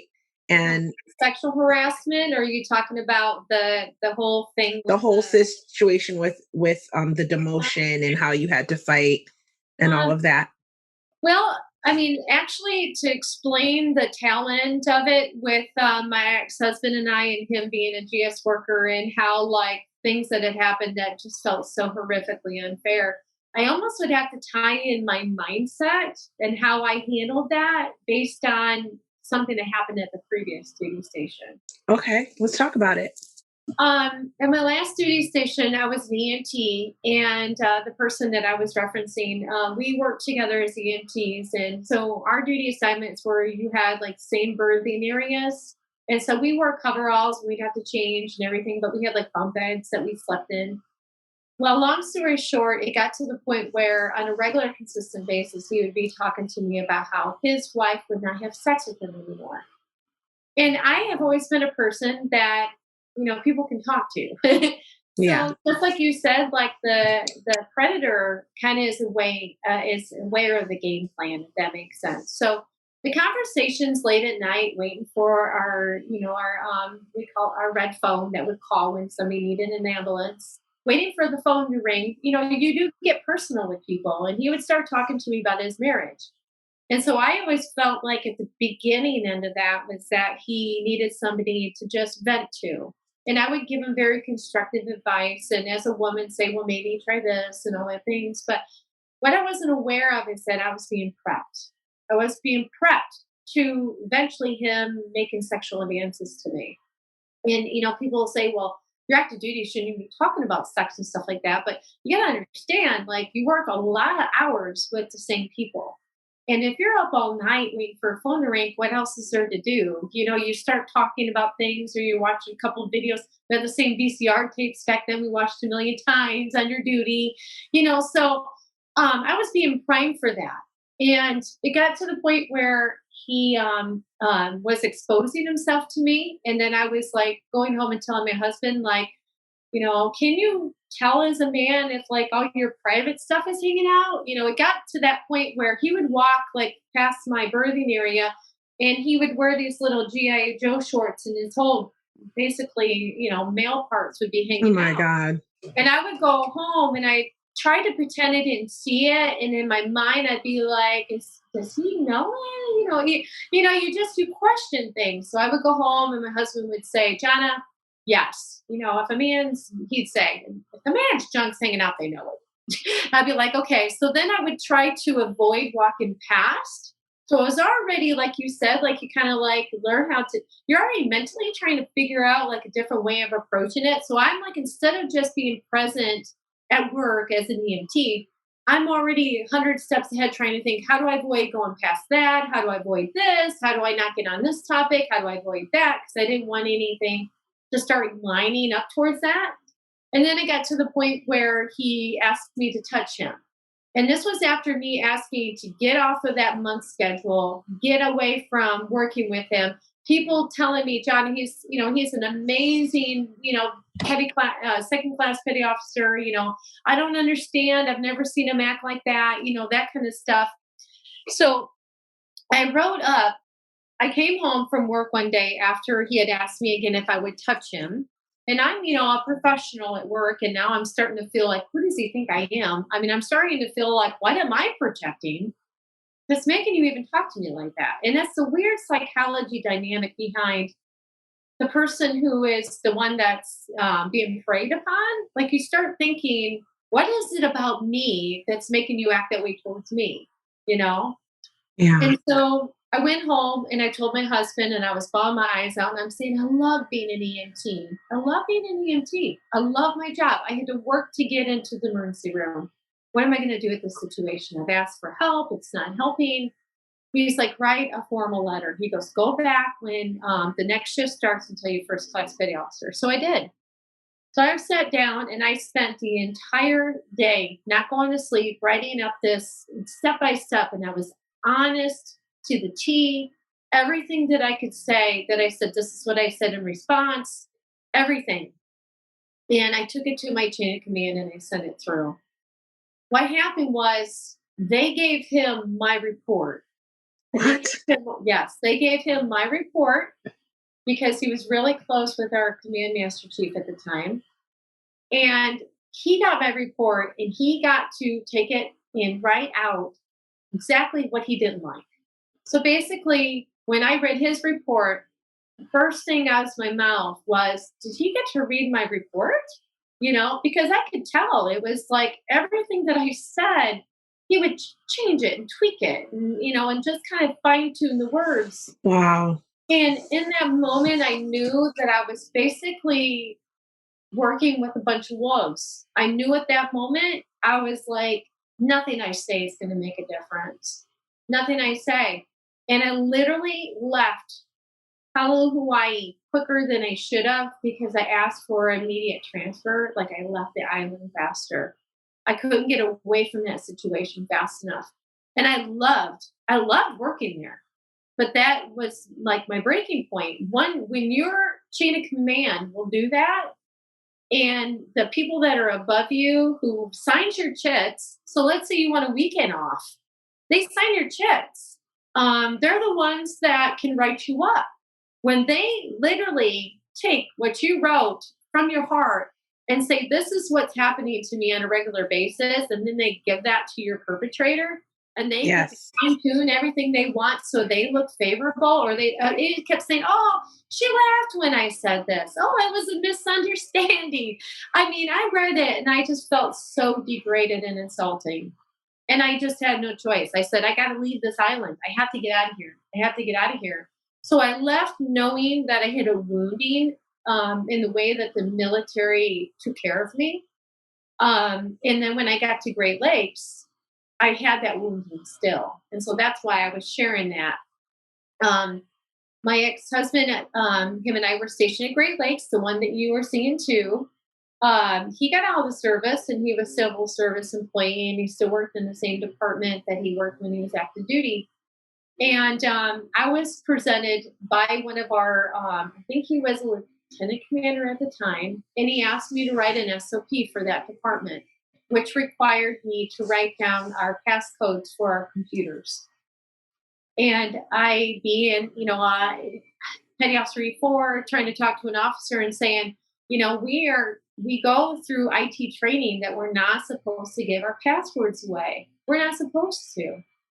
And I'm being told you're going to give your password to that computer. You're going to tell people that password because we have reservists coming into this building every weekend and they need to get into that system and do these tests. And I kept saying, I'm not comfortable giving my password. I'm just not comfortable. He's like, you're going to write the SOP and you're going to give them your password. So it boiled down to what do you do as a E4 petty officer? What do you do? I gave the recruiters and the reservists my password to the computer. My then at the time husband was assigned to that department. Well, the day that I was giving birth to my twins, somebody who was either a reservist or somebody that was one of the people that were bringing the reservers and like a corpsman, somebody accessed on those computer systems and pulled up pornography. So I'm on military bed rest, just giving birth to my twin babies. And at the time, my husband is being called into the department and being told you're getting demoted, that you're losing your GS ranking because you looked up porn while you're working. And I go to the department and I'm like, that's impossible. He was with me at the hospital giving birth. Yeah. Oh my Well, God. the situation fell like this. We tried to fight the system. So he went from a pay cut that was, a GS, I can't remember where he was at, got demoted, all because the officer above me refused to open his mouth and say, I told her to give these passwords and to get into that system. Wow. Nobody said, I told her to give these passwords. And that was my breaking point with like, this is some legal stuff. It's not just about working with somebody you don't like.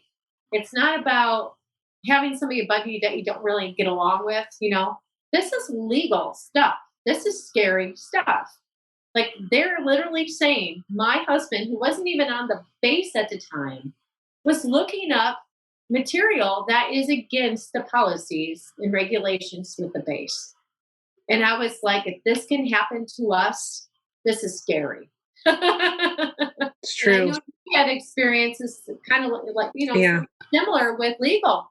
Hmm. And that was literally my point where I was like, you know, um, I have babies to protect. And as much as I'd like to say, I'm already 10 and a half years in, and it'd be nice to retire and actually have a pension because of being in this long. It was just my time. I think that I left kind of brokenhearted out of the service. I put in my Yeah. separation and got out, but that was our end to my military career. Wow. It was a real bummer. It was a complete bummer. It's Yeah. so sad. Like it's heartbreaking, but it's like I see how the two tie together. It's first you experience this situation in Hawaii where you realize that you can be violated, right? And Absolutely. even though it wasn't a physical violation, there was harassment there. That to me, if you expose yourself to me, that's an assault. I don't care if it's a dick pic online, if you're standing in front of me, if it's a flasher that opens his, I don't care. If you expose yourself to me, that is an assault to me, in my opinion. So I feel like even though you can be assaulted without being touched, is my point of Oh saying yeah. that, Absolutely. and then so you're violated then in a way, and Mhm. then the command violates you by shutting you down, by like actually by betraying you, Absolutely by betrayed. absolutely betraying you. Whereas with the sexual harassment situation with my friend, she actually ended up becoming very suicidal, and her career ended up getting cut short and everything too because of that. And she was the survivor, we'll say, not the victim. But the thing is about our case is that we were told not we were told nothing was going to be done, drop it. Because I was taught early, I remembered, if you're going up your chain of command and the person above you won't help you, go above them. That's the Mhm. only time you can do that, if it's like an issue. And so that was my plan. And when we both got told to drop it, she was really impressed upon by her command to drop it. And I wanted to keep going, but she was insistent that she just wanted to leave it alone. She Mhm. was she was completely defeated. And when I saw that, and I witnessed a vibrant, amazing, young, beautiful girl turn into a shell of herself within a 3-month period, which is when she finally confessed to me what happened. And then me, being the person I was like, we got to do something about this. So I went through my chain and she went up hers. And her chain was an awful, awful place. Right. And they just, It's a yes, they perfect were friends. They were all friends. yeah. They were That's what all pretty much in it on it. They were they hung out complicit. together. They were fraternizing, hanging out together. They weren't even supposed to be hanging out together, but they hung out together. Yeah. You know, Right. yeah, is enlisted and officer, but yeah. No, we're all the same age. Like there was a officer in the pharmacy. Now we didn't hang out, but there was two officers in the pharmacy with me, and both of them at first there was an ensign and a lieutenant. Her last name was Lieutenant Baker. I loved her. She was amazing. Okay, and I actually had a great command in the pharmacy. That was like it was a dream place to work for me. I loved it so much, but Commander Hirsch, just he was like a god. He was such an amazing person. And so therefore the pharmacy ran amazingly and was full of amazing people. Mhm. So for the most part, and so Lieutenant Baker was someone I would have wanted to hang out with, but we couldn't Right. because, and we were around the same age. And the same thing with the ensign, which I can't remember his name, but I do remember that he used to talk to me a lot about being a pharmacist. And at first, ensigns, they have like sort of that attitude. And you're in the Albion list is like, look at this cocky son of a bitch, thinks he knows everything. What a dick, right? But over time, they sort of mellow out and then he became cool, About right? the instance, like, oh my god, they're like, you can't tell me anything. I know everything. And we're like the same age. I'm like, dude, I could throw you. Like, Yeah, what? so true. It's like, oh, you're a brat with a bar on. Yeah, not everyone, but it doesn't mean Yeah, that right. way. Of course, not everybody. Yeah. But yeah, so you're not supposed to be fraternizing. Right, you're not. And but it happened. And of course I knew on the base, I knew of people like enlisted that hooked up with officers and all that. You hear all Oh the, yeah, the everybody gossip gets and curious talking. going around the base, Yeah, but it's like a high school. It's like such a small place. it But is. and Great Lakes was a pretty strict base. So people sort of, they snuck around a lot. I'm not even gonna lie, I was one of those people that were doing things. Mhm. Not I wasn't fraternizing, but I was like doing things that probably the military wouldn't have really liked. So, but Everybody's so young too. I mean, it's just like you're thrown out into the world, only, conditioned where you came from. It's a yeah, lot. It's a it lot. is. People fizzle out. Yeah. It's I mean, like, it was really important for me dealing with like as a young African American female in the mid 90s, serving in the military. For me, I had to have an outlet. So for me, I knew that it wasn't favorable for me to go find those underground dance parties that I went to. But I did that because that's what helped me meet the demands of the job during the day, mhm. during the week. Right. So it was kind of a coping mechanism for me. Without that, it was like that dance life was like therapy. In fact, I think if I had known, which I didn't know, but if I had known you could have had a career as a dancer, like a back, I probably would have been a backup dancer. I loved dancing so much. It Girl, I was love to get my dance on too. I love girl, it. girl. And I was too young to go to the club at first. So, I Yeah. mean, eventually it did cause me problems later in my military career, but initially it was just the best combination of both worlds. And we helped a lot of people actually, because we were hospital corpsmen, we were Yeah. educated, we had skills. And in that kind of environment, there was a lot of things that could go awry. Yeah. And so we actually helped a lot of people, probably saved a few lives, That was my actually. San Diego days. Yeah. Oh gosh, I remember young kids coming on the floor. Like I said, I was a little bit older, but kids would come from a hangover and they'd be sneaking off, giving each other IVs. I used to go and get IVs Yeah. when I worked there. And so, yeah, I used to be so hungover sometimes. And they used to hook me up. Those were my girls. Shout out to those girls that worked in the treatment room over there. Thank God for sick call. Yeah, right. Um, Yeah. so another thing I wanted to talk about, I wanted to bring up was that you said you got out of there, and you when you left Great Lakes, you decided to get out, and so what was your transition like?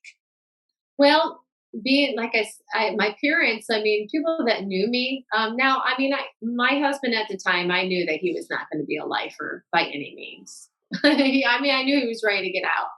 But there was still a huge part of me that was like really wanting to explore and travel to new places. In fact, I had orders and he didn't want to leave. So I ended up staying in Great Lakes longer. And that is a regret of mine. I wish I would have still experienced another country while being active duty.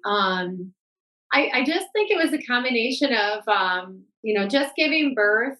My husband at the time, like being like basically bulldozed over by his command. And he was at that command for a long time before he even got that civil service position.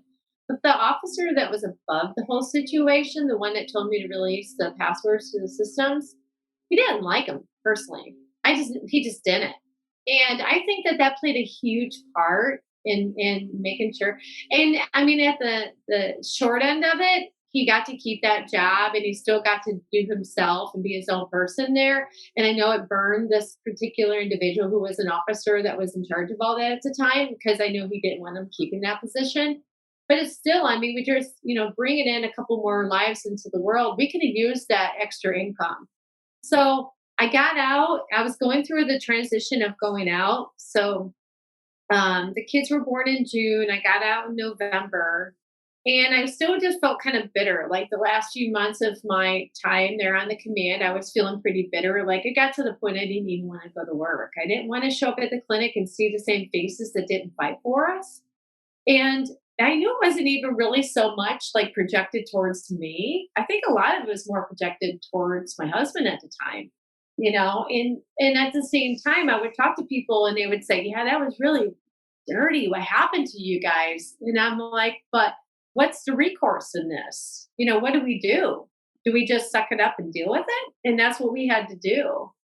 So it caused a lot of problems in our marriage too, I think too. I mean, we weren't doing amazing at the time, but it's kind of like, a lot of marriages in the military, you meet people with some commonality. I think our commonality at the time was music. I mean, I loved them. It wasn't that I didn't love them, but when you're in the same duty station, you tend to kind of maybe adapt to thinking that there's something more grandeur, that more life sustaining, maybe in a relationship, and people tend to get married quickly. And not only that, you got this understanding that if you get transferred somewhere else and maybe you have a boyfriend or girlfriend connection, you're not married, that person may stay and then you don't see that person again because you're going to another command. So, I mean, I know we rushed getting married. I think we both will agree. Like, we both agree now we have beautiful kids together, but we probably should have never gotten married, you know? But being is that he had to stay at that command because that's where his job was. So I got out of the service and he was still working in that same department with some of the people that failed us. So I think there was an aspect of myself that I wanted to fight more. And then there was another aspect that maybe we realized that our coming together and being able to really tag team the situation, like we were bickering amongst each other. So I was like, we got to do something about this. He's like, what are we supposed to do? We already talked to a JAG officer. We've already had our meeting and nothing's being done. So I think it just caused a lot of harm in our relationship too. I mean, it was just almost like this fizzling out of like, just like, wah, wah, wah, you know what I mean? Oh, wow. So we ended up getting a divorce. And then I moved back to where I was from, and he stayed in Great Lakes area because he still had a job. So then I ended up moving home and living temporarily with my parents. Imagine that after almost 11 years in the service, then you got to move home with Wow. mommy and daddy again. It wasn't easy. Yeah.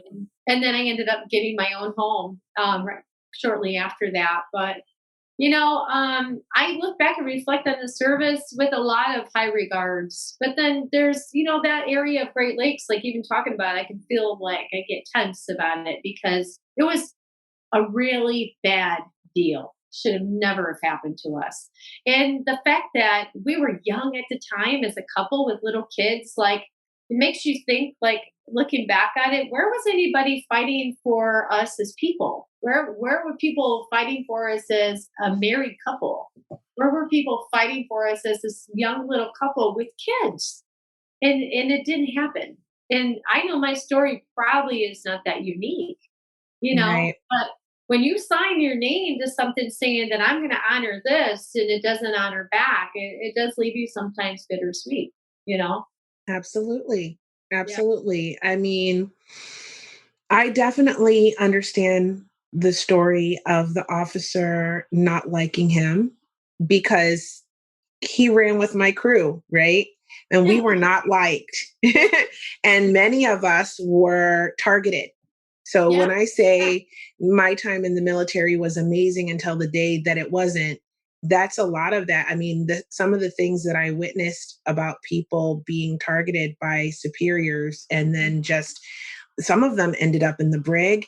Some of them got put out of the military. A lot of there were consequences for not being liked. Yeah. And so when my number came up, and I'll share the story at some point, but when my number came up, I realized that it was a lot about guilt by association. Yeah. Right. And I came very close to having my entire life destroyed. And I learned very quickly to change. I need to change my image. I need to stop associating with these people. I even got married. I don't even think that I would have gotten married if I didn't feel like an undercurrent of fear for my very life and freedom. Yeah. So, I didn't even know that happened to you. And then I'm finding out that like it's from the same energy. Like your mhm, standpoint with your story and mine came from the same energy. It's the same absolutely. place. Absolutely. So So I know your ex with his earrings, yeah. he didn't fit the look. I once saw my friend get, Mhm. I mean, he was targeted for 2 years and put and basically abused Yeah. by the his superiors because he dyed his hair. Yeah. Yeah. And that's exactly it. Like the the officer I'm talking about, he had a messy life himself. Like Right. he was messy. And he just had a head trip. He had an ego head trip against, fellow coworkers. And I know you know this individual, you know what I mean? So if they want to make your life miserable, they can. They Hmm. absolutely can. Yeah. Sometimes people have so much pride and check with their bars that they'll just make people's lives difficult because you don't agree with some of the things they do, but it's really off their radar. They can't do anything about it. So they'll find ways to do something that they can do. Does that make Hmm. sense? So, Hmm. I mean, and that was pretty much how it was. Yeah. The environment, like I remember writing this letter to the executor of base and saying, I am in a hostile working environment because of a couple select few people that's in this environment. I said, I haven't had this kind of hostile environment being in the service. I said, I've had experiences. I said, but this is not conducive for a healthy existence here working on this space. That's huge. And It still is nothing. huge. Yeah. Yeah. And again, this is the same base that did not help a young girl who was being Yeah. harassed to the point of suicide. Yeah. And they have a So, recruit training command. So I would say that the mean average of kids is like 20s. It's like mhm, there's got to be a sense of accountability and responsibility when it's a recruit training command. mhm, That predominantly you're around young kids. They're still kids. You know what I'm saying? absolutely. And to not have that support system in check to make sure that there's a good ebb and flow with like people being treated equal and I mean, it may not have been everybody's experience, but I think that in that time period, we just had a few bad apples. That's what I think. For Because sure. when I first got there, I actually didn't. I actually enjoyed the command a lot. You know, but Oh, I had tons of friends. I had like I said, the Navy for me was such an amazing experience until the day that it wasn't. And then yeah, after that day, I made some changes and then I managed to finish my time. I mean, it was touch and go as to whether I was going to leave the military honorably, let's say.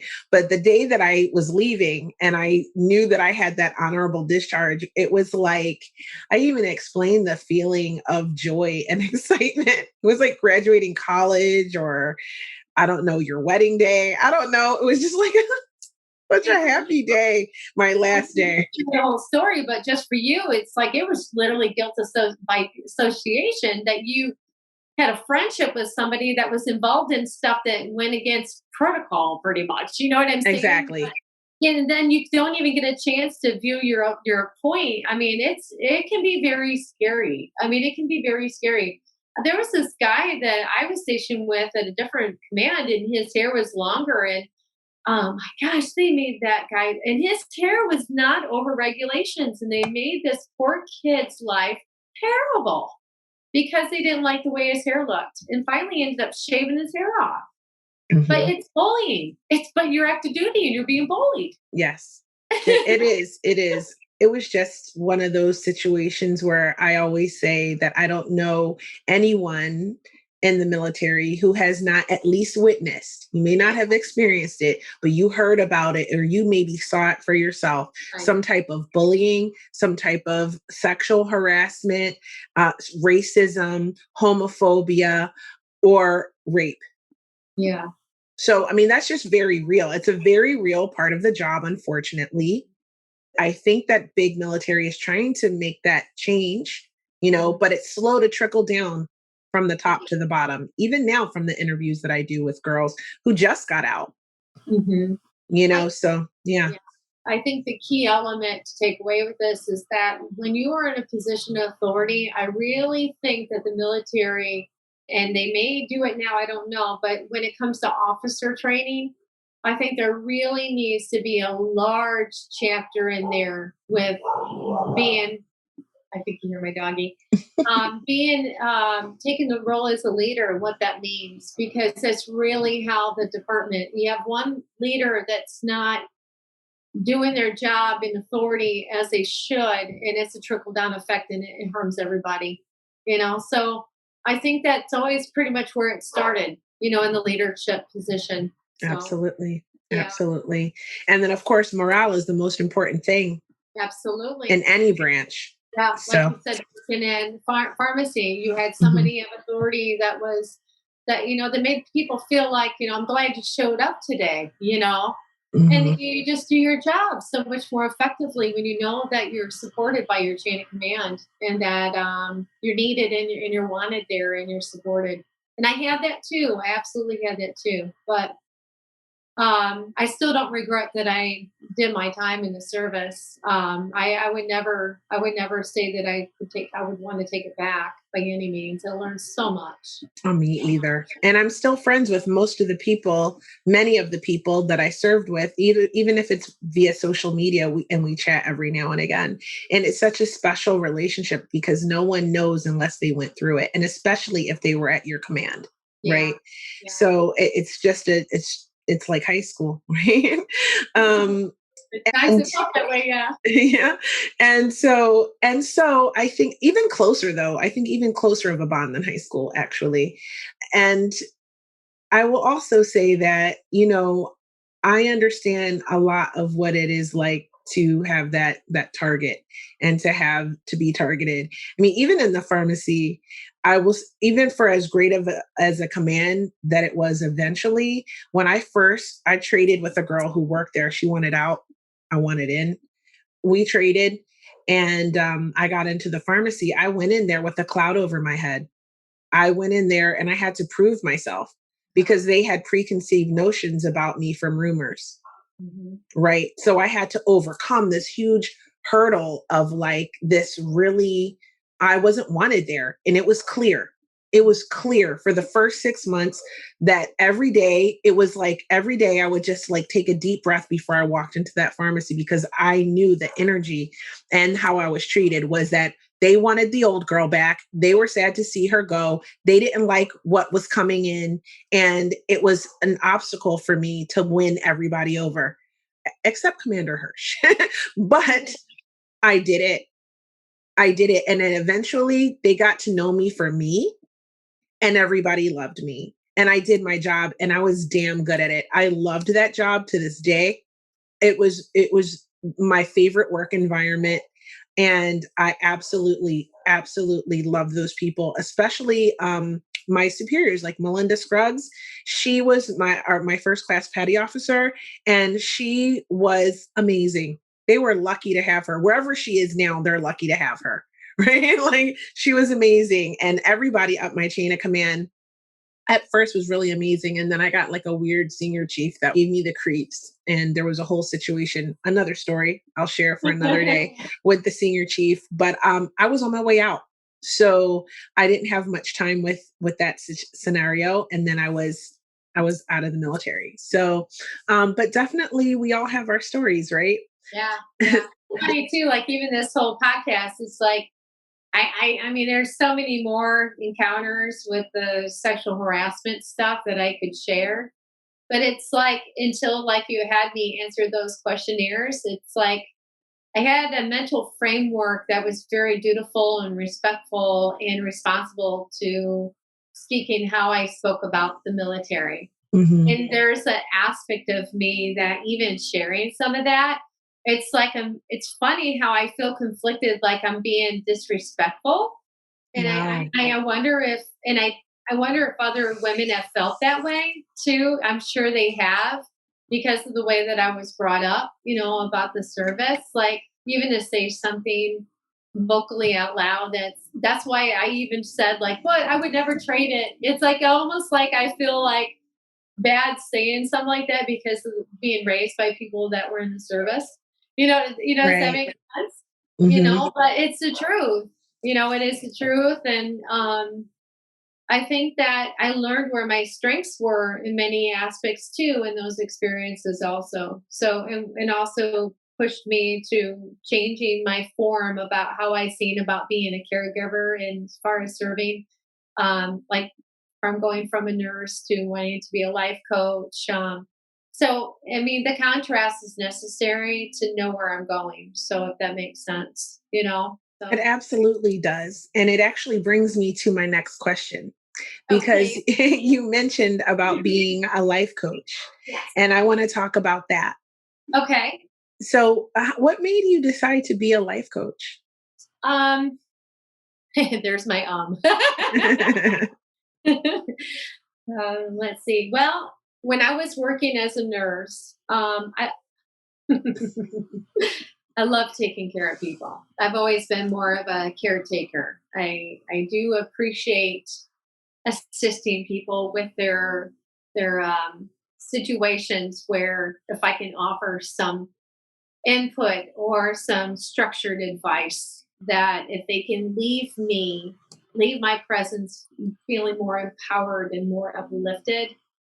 It's such a great euphoria. It feels so good to see somebody shining and feeling good in their skin and being happy. And for one, being a female and having girlfriends, when somebody has always struggled with some things, I like being able to be there for them and help them talk it through it and realizing that quite often we know the answers, Kia, and I know you know that. You're such a smart cookie yourself, but we usually know the answers to things.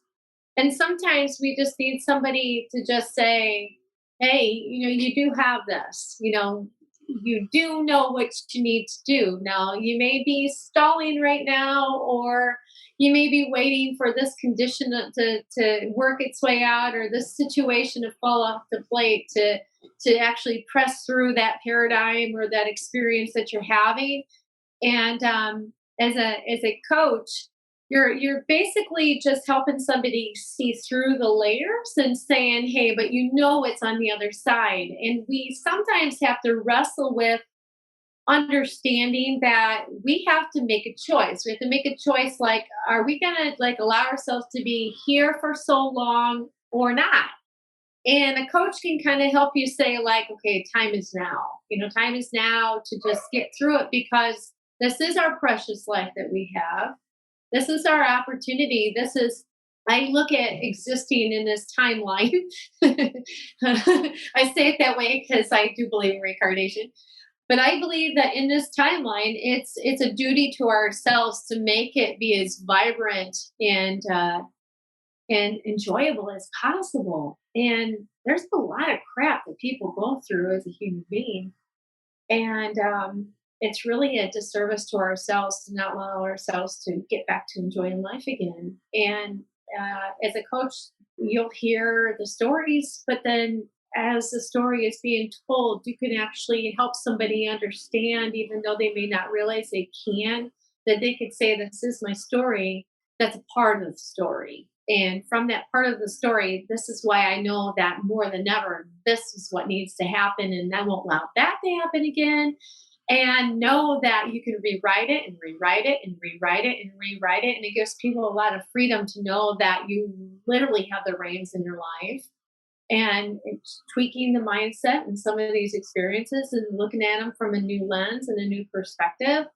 It's so empowering and it's so satisfying to see somebody smile and feel good. It's very rewarding. And I don't do it alone. I ask for my intuitive guidance I ask source to divinely give me the words to say, what I need to not say, when to take pause, when to let somebody, get it out and then say, okay, well, let's breathe here. So I'm intuitively being guided by source. And so I'm just taking an active role in meeting humanity in a loving way, without the conditions of Western medicine, trying to get ahead of the disease, trying to help somebody heal their inner wounding, help somebody with some of these traumas that they were experiencing as a child, or even, 10 minutes ago, somebody just called me and something bad just happened, what they perceive as bad, you know, um, because the bottom line is that if people were really happy and functioning at their highest potential, we wouldn't have people fighting. We wouldn't have all this destruction we have on the world. So it's a duty, and it's also a privilege at the same time. And it happens to be a career choice. So Well, that is absolutely beautiful. And I love that you channel and get these messages direct from source or God or whatever you believe in out there. But the messages come through you, Johnna, and you help people with that, through that. And so that's really beautiful. And I think it comes from, I always ask people why they join the military, but something that we usually forget to mention when we answer that question, and it's true in pretty much every single woman I've interviewed, is that somewhere in us, there is the desire to want to be of service to other people absolutely. and to take care of people and to do something greater than ourselves, Mhm. right? And so when we leave the military too, we've been serving. That's what we were doing. We were serving. And we come out and we find other ways to serve. Absolutely. And that's so beautiful that I was so excited to share your business with everybody, and especially those who are your message resonates with, so that they can reach out to you and connect with you if they're at a point where they need some coaching and some support in their life, which is so beautiful. So I'm so excited to share that with everyone. And I appreciate you sharing. I am old school. I've been talking to you about this. I do have a little bit of a paradigm with being on social media platforms all Right. the time. I'm a person that, I would love my clients to be in person with me, get the, give them a hug when they leave me, you know what I mean? But Right. because of what's taking place out there, Hmm. let's say it like that. But I mean, if I had it my way, I would lay eyes on my clients in person, but I am finding more and more as we're doing this, the energy flows where you set your intention to. So it's amazing to me how you can connect with people at a energetic soul level via social media. It's a Hmm. mind blowing aspect that up until just the last few years ago, I was kind of like thinking, oh gosh, no, it's not personal enough. But if that means that I could be accountability partner for somebody and be a partner in believing for them. And that may mean that I may not get to physically hug that person in person, but our lives cross paths and our souls connected, even if it's through a social media platform, it's still just as magical and beautiful. So yeah, so thank you. I appreciate this time, Kia, and being able to to Aw, be I'm able to so do glad you're that. here. Yeah, thank you so much. So I have one last question for you. I've taken up a Okay. lot of your time today, and I respect that you are a busy lady. So my last question for you is, what advice would you leave for our veteran sisters that are coming up behind you?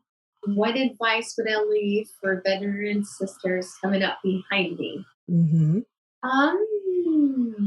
Well, I feel that for myself, I can only speak from my own perspective.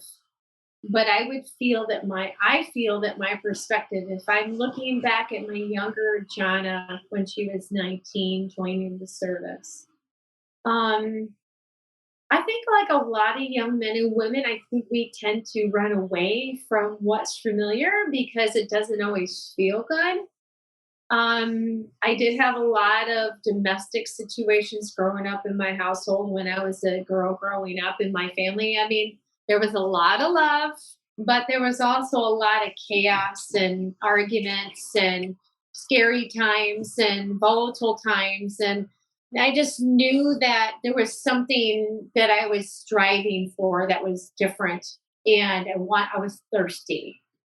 But with that thirst, I also didn't have boundaries in check. I wasn't aware that my voice is an extension of my boundaries. I wasn't even aware necessarily that I should have internal boundaries. And the word boundary can be subjective. I mean, it could be considered kind of like restrictive, or it can also mean that, hey, I'm just not playing. This too far, I'm not playing. You know what I'm saying? So I wasn't aware. And so when I joined the service, I had this kind of like fairy tale vision, like I'm going to go out there and travel the world and I'm going to get this education. And I didn't share earlier, but my first sexual harassment experience was actually at my MEPS station. And my parents knew that I was leaving to get on that bus to go to MEP station. And they were like, okay, finally, we don't have to worry about this teenage girl. She's going to join the service. And a lot of parents are like, okay, just join the service. Then we don't have to worry about you anymore, you know? So Yeah.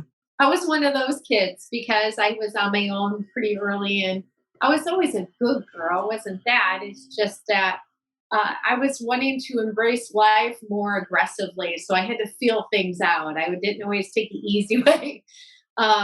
So joining the service, even straight in the MEP station, my first experience was when we went in for our physical. There was this table of men that were all at this table, and they divided us females. So we went one direction, and these other girls went a different direction, and they're like, we're going to check your spine and see if you're flat footed. So I remember going into this room, and this man instructed two of us girls to take all our clothes off. And so we're in this room, and I'm taking all my clothes off, thinking, this doesn't seem right. And so I already had this innate feeling like something doesn't feel right. But yet I'm also thinking in this chapter of my or this segment of my mind thinking my parents know I'm here in maps. I better come back with my line signed there. You know, I don't want to not do this right. And then I'm thinking, well, they got to check and see if my spine is straight. So, I knew something felt funky, but I went along with it anyways. So me and this girl walk out, and we are naked. I'm talking no clothes on whatsoever. And then I'm directed to one room, she's directed to another, and we're told to bend down and touch our toes. And I remember feeling, is this what it feels like to serve your country in boot camp? I mean, in map station, this feels so bizarre. It doesn't feel right. And so I get dressed, and then I'm feeling kind of shell shocked and feeling very uncomfortable because the man even said something like, oh, have you modeled before? Some kind of comment like that. Oh, Yeah. And so I go back into this room and I'm thinking, but I really want core school. So I call my boyfriend at the time and I tell him what happened. And he's like, Johnna, get out of there. And I'm like, but I want core school. You don't understand. My dad was in the military. I want to, I want core school. I want to be a corpsman. I'm already in the medical field. So, there was all these variables flooding through my head. But there was that fear base of like something not working out for me. And that fear base is what was the deciding factor to not speak up. And I look back at that young girl and I think, why did you not say something? Because you knew. You may not have fully understood what's taking place, but you knew that something wasn't appropriate. We all have that internal guidance system. And when you're asking me that question, like, what's my advice to other fellow, young men and women that want to join the service? And it doesn't matter what you line yourself up to. You cannot make decisions based on fear. You have to listen to that internal guidance system. It's there to protect you. It's there for a reason. We all are born with it. And that is your innate ability to determine what feels right and what feels wrong for you. And I didn't listen. I made a choice that day to not listen because I was afraid that if I spoke up and said something, they wouldn't have given me my school. But what if I did speak up and they still gave me my school? So I don't know what would have happened, but I do know that I walked out of there so uncomfortable and I didn't speak my truth. And we can find ways to speak our truth, and whether it might end in a result that feels uncomfortable or it might work out. But the bottom line is when you don't speak your truth and you don't listen to the internal guidance system, we start to gaslight ourselves. And that sets a tone with how people treat us in our lives. And it's a ripple effect. We once we start doing that, we line up with other situations and experiences. And I do feel I can attribute some of these experiences I had as sexual harassment because I wasn't speaking my truth and I wasn't lining up with my internal guidance system. So my advice is that if it doesn't feel right, I would say it's probably not right. And you need to speak your truth, and you are your highest authority for yourself. And no one else can take that position for you. Absolutely nobody can. So it's important. It's very important to get in check with yourself innately and know how you feel about things and listen to that. Some people call it small, still voice. Some people call it internal guidance. Some people call it innate awareness, whatever you want to call it. But or that gut response. It's important and it's there for a reason. And even if you go on and you're in the service and you're serving time in battle, that still can apply where it's something that can make a difference between life or death. So, it's a gift from source and we don't use it to our ability as we should, because of fear and because of trying to not be that girl, if that makes Hmm. sense. Uh, Absolutely. so I think that would be my advice. Wow, that's great advice. And I want to thank you so much for it. My goodness, Johnna, I appreciate your time so much. I loved this conversation. I am so glad that you came to be a guest on the Female Veterans Podcast. And I am just blown away by all the details of your story that I didn't know, and that you've just turned out, despite all of this harassment and all of these horrific things that have happened, just so strong and graceful and beautiful and so compassionate and caring to everyone you come in contact with. It is a true honor to have you as a guest. Oh, Kia, such a pleasure. Such a pleasure. And I'm just so in love with the fact that we still know each other. It's pretty awesome. Thank goodness for Facebook, right, girl? Right, right, for real though. But I have a suspicion that it was meant to happen the way it Oh was meant yeah. to happen anyway, because we just Oh yeah. kept crossing paths. And so It's here we crazy. are. Synchronicities are just it's just wild. It's been a wild, just amazing time. Yeah, absolutely. I've Absolutely. enjoyed this time with you as well. Thank you so much. Thank you. The pleasure is all mine. And with that, I'm going to wrap it up. I want to thank you all for coming on this journey with me and being a part of this podcast family that we've created, this sisterhood. Thank you, everyone who has been donating. It does help keep the channel going, but totally not necessary. So thank you for that. Remember that if you know someone who needs help and they are in Florida, reach out to Hope for Veterans. They help people there. If you want to donate, you can donate to them from anywhere around the country. All of the notes and everything like that will be in the description box. Oh, one thing before I go, Johnna, I forgot to ask you where we can find you. Okay. Well, I do have a website. It's yourlifereinvented.com. So that's YOUR LIFE. They're both together with a dash and then yourlifereinvented.com. So REINVENTED, yourlifereinvented.com. You could also email me at Johnna, JOHNNA, your life, and then dash reinvented.com. So, and I'm also on Facebook as well. And also, I'm a friend with Kia on Facebook. If you need to find her, you can reach out to me. You can just reach out to me and I'll connect you. And that's how I am, how I roll. So now, that being said, now I can really wrap it up. And like I said, if you want to support Hope for Veterans, you can donate wherever you are in the country. If you need help, they help women who are in Florida. So if you need help, you can reach out to them. And if you want to support them and you're in Florida, of course, you can reach out to them. They have an event coming up on April 3rd. You can find out all about it on the website. It will be in the show notes. Again, I love you guys so much. I appreciate you, and I will talk to you next time.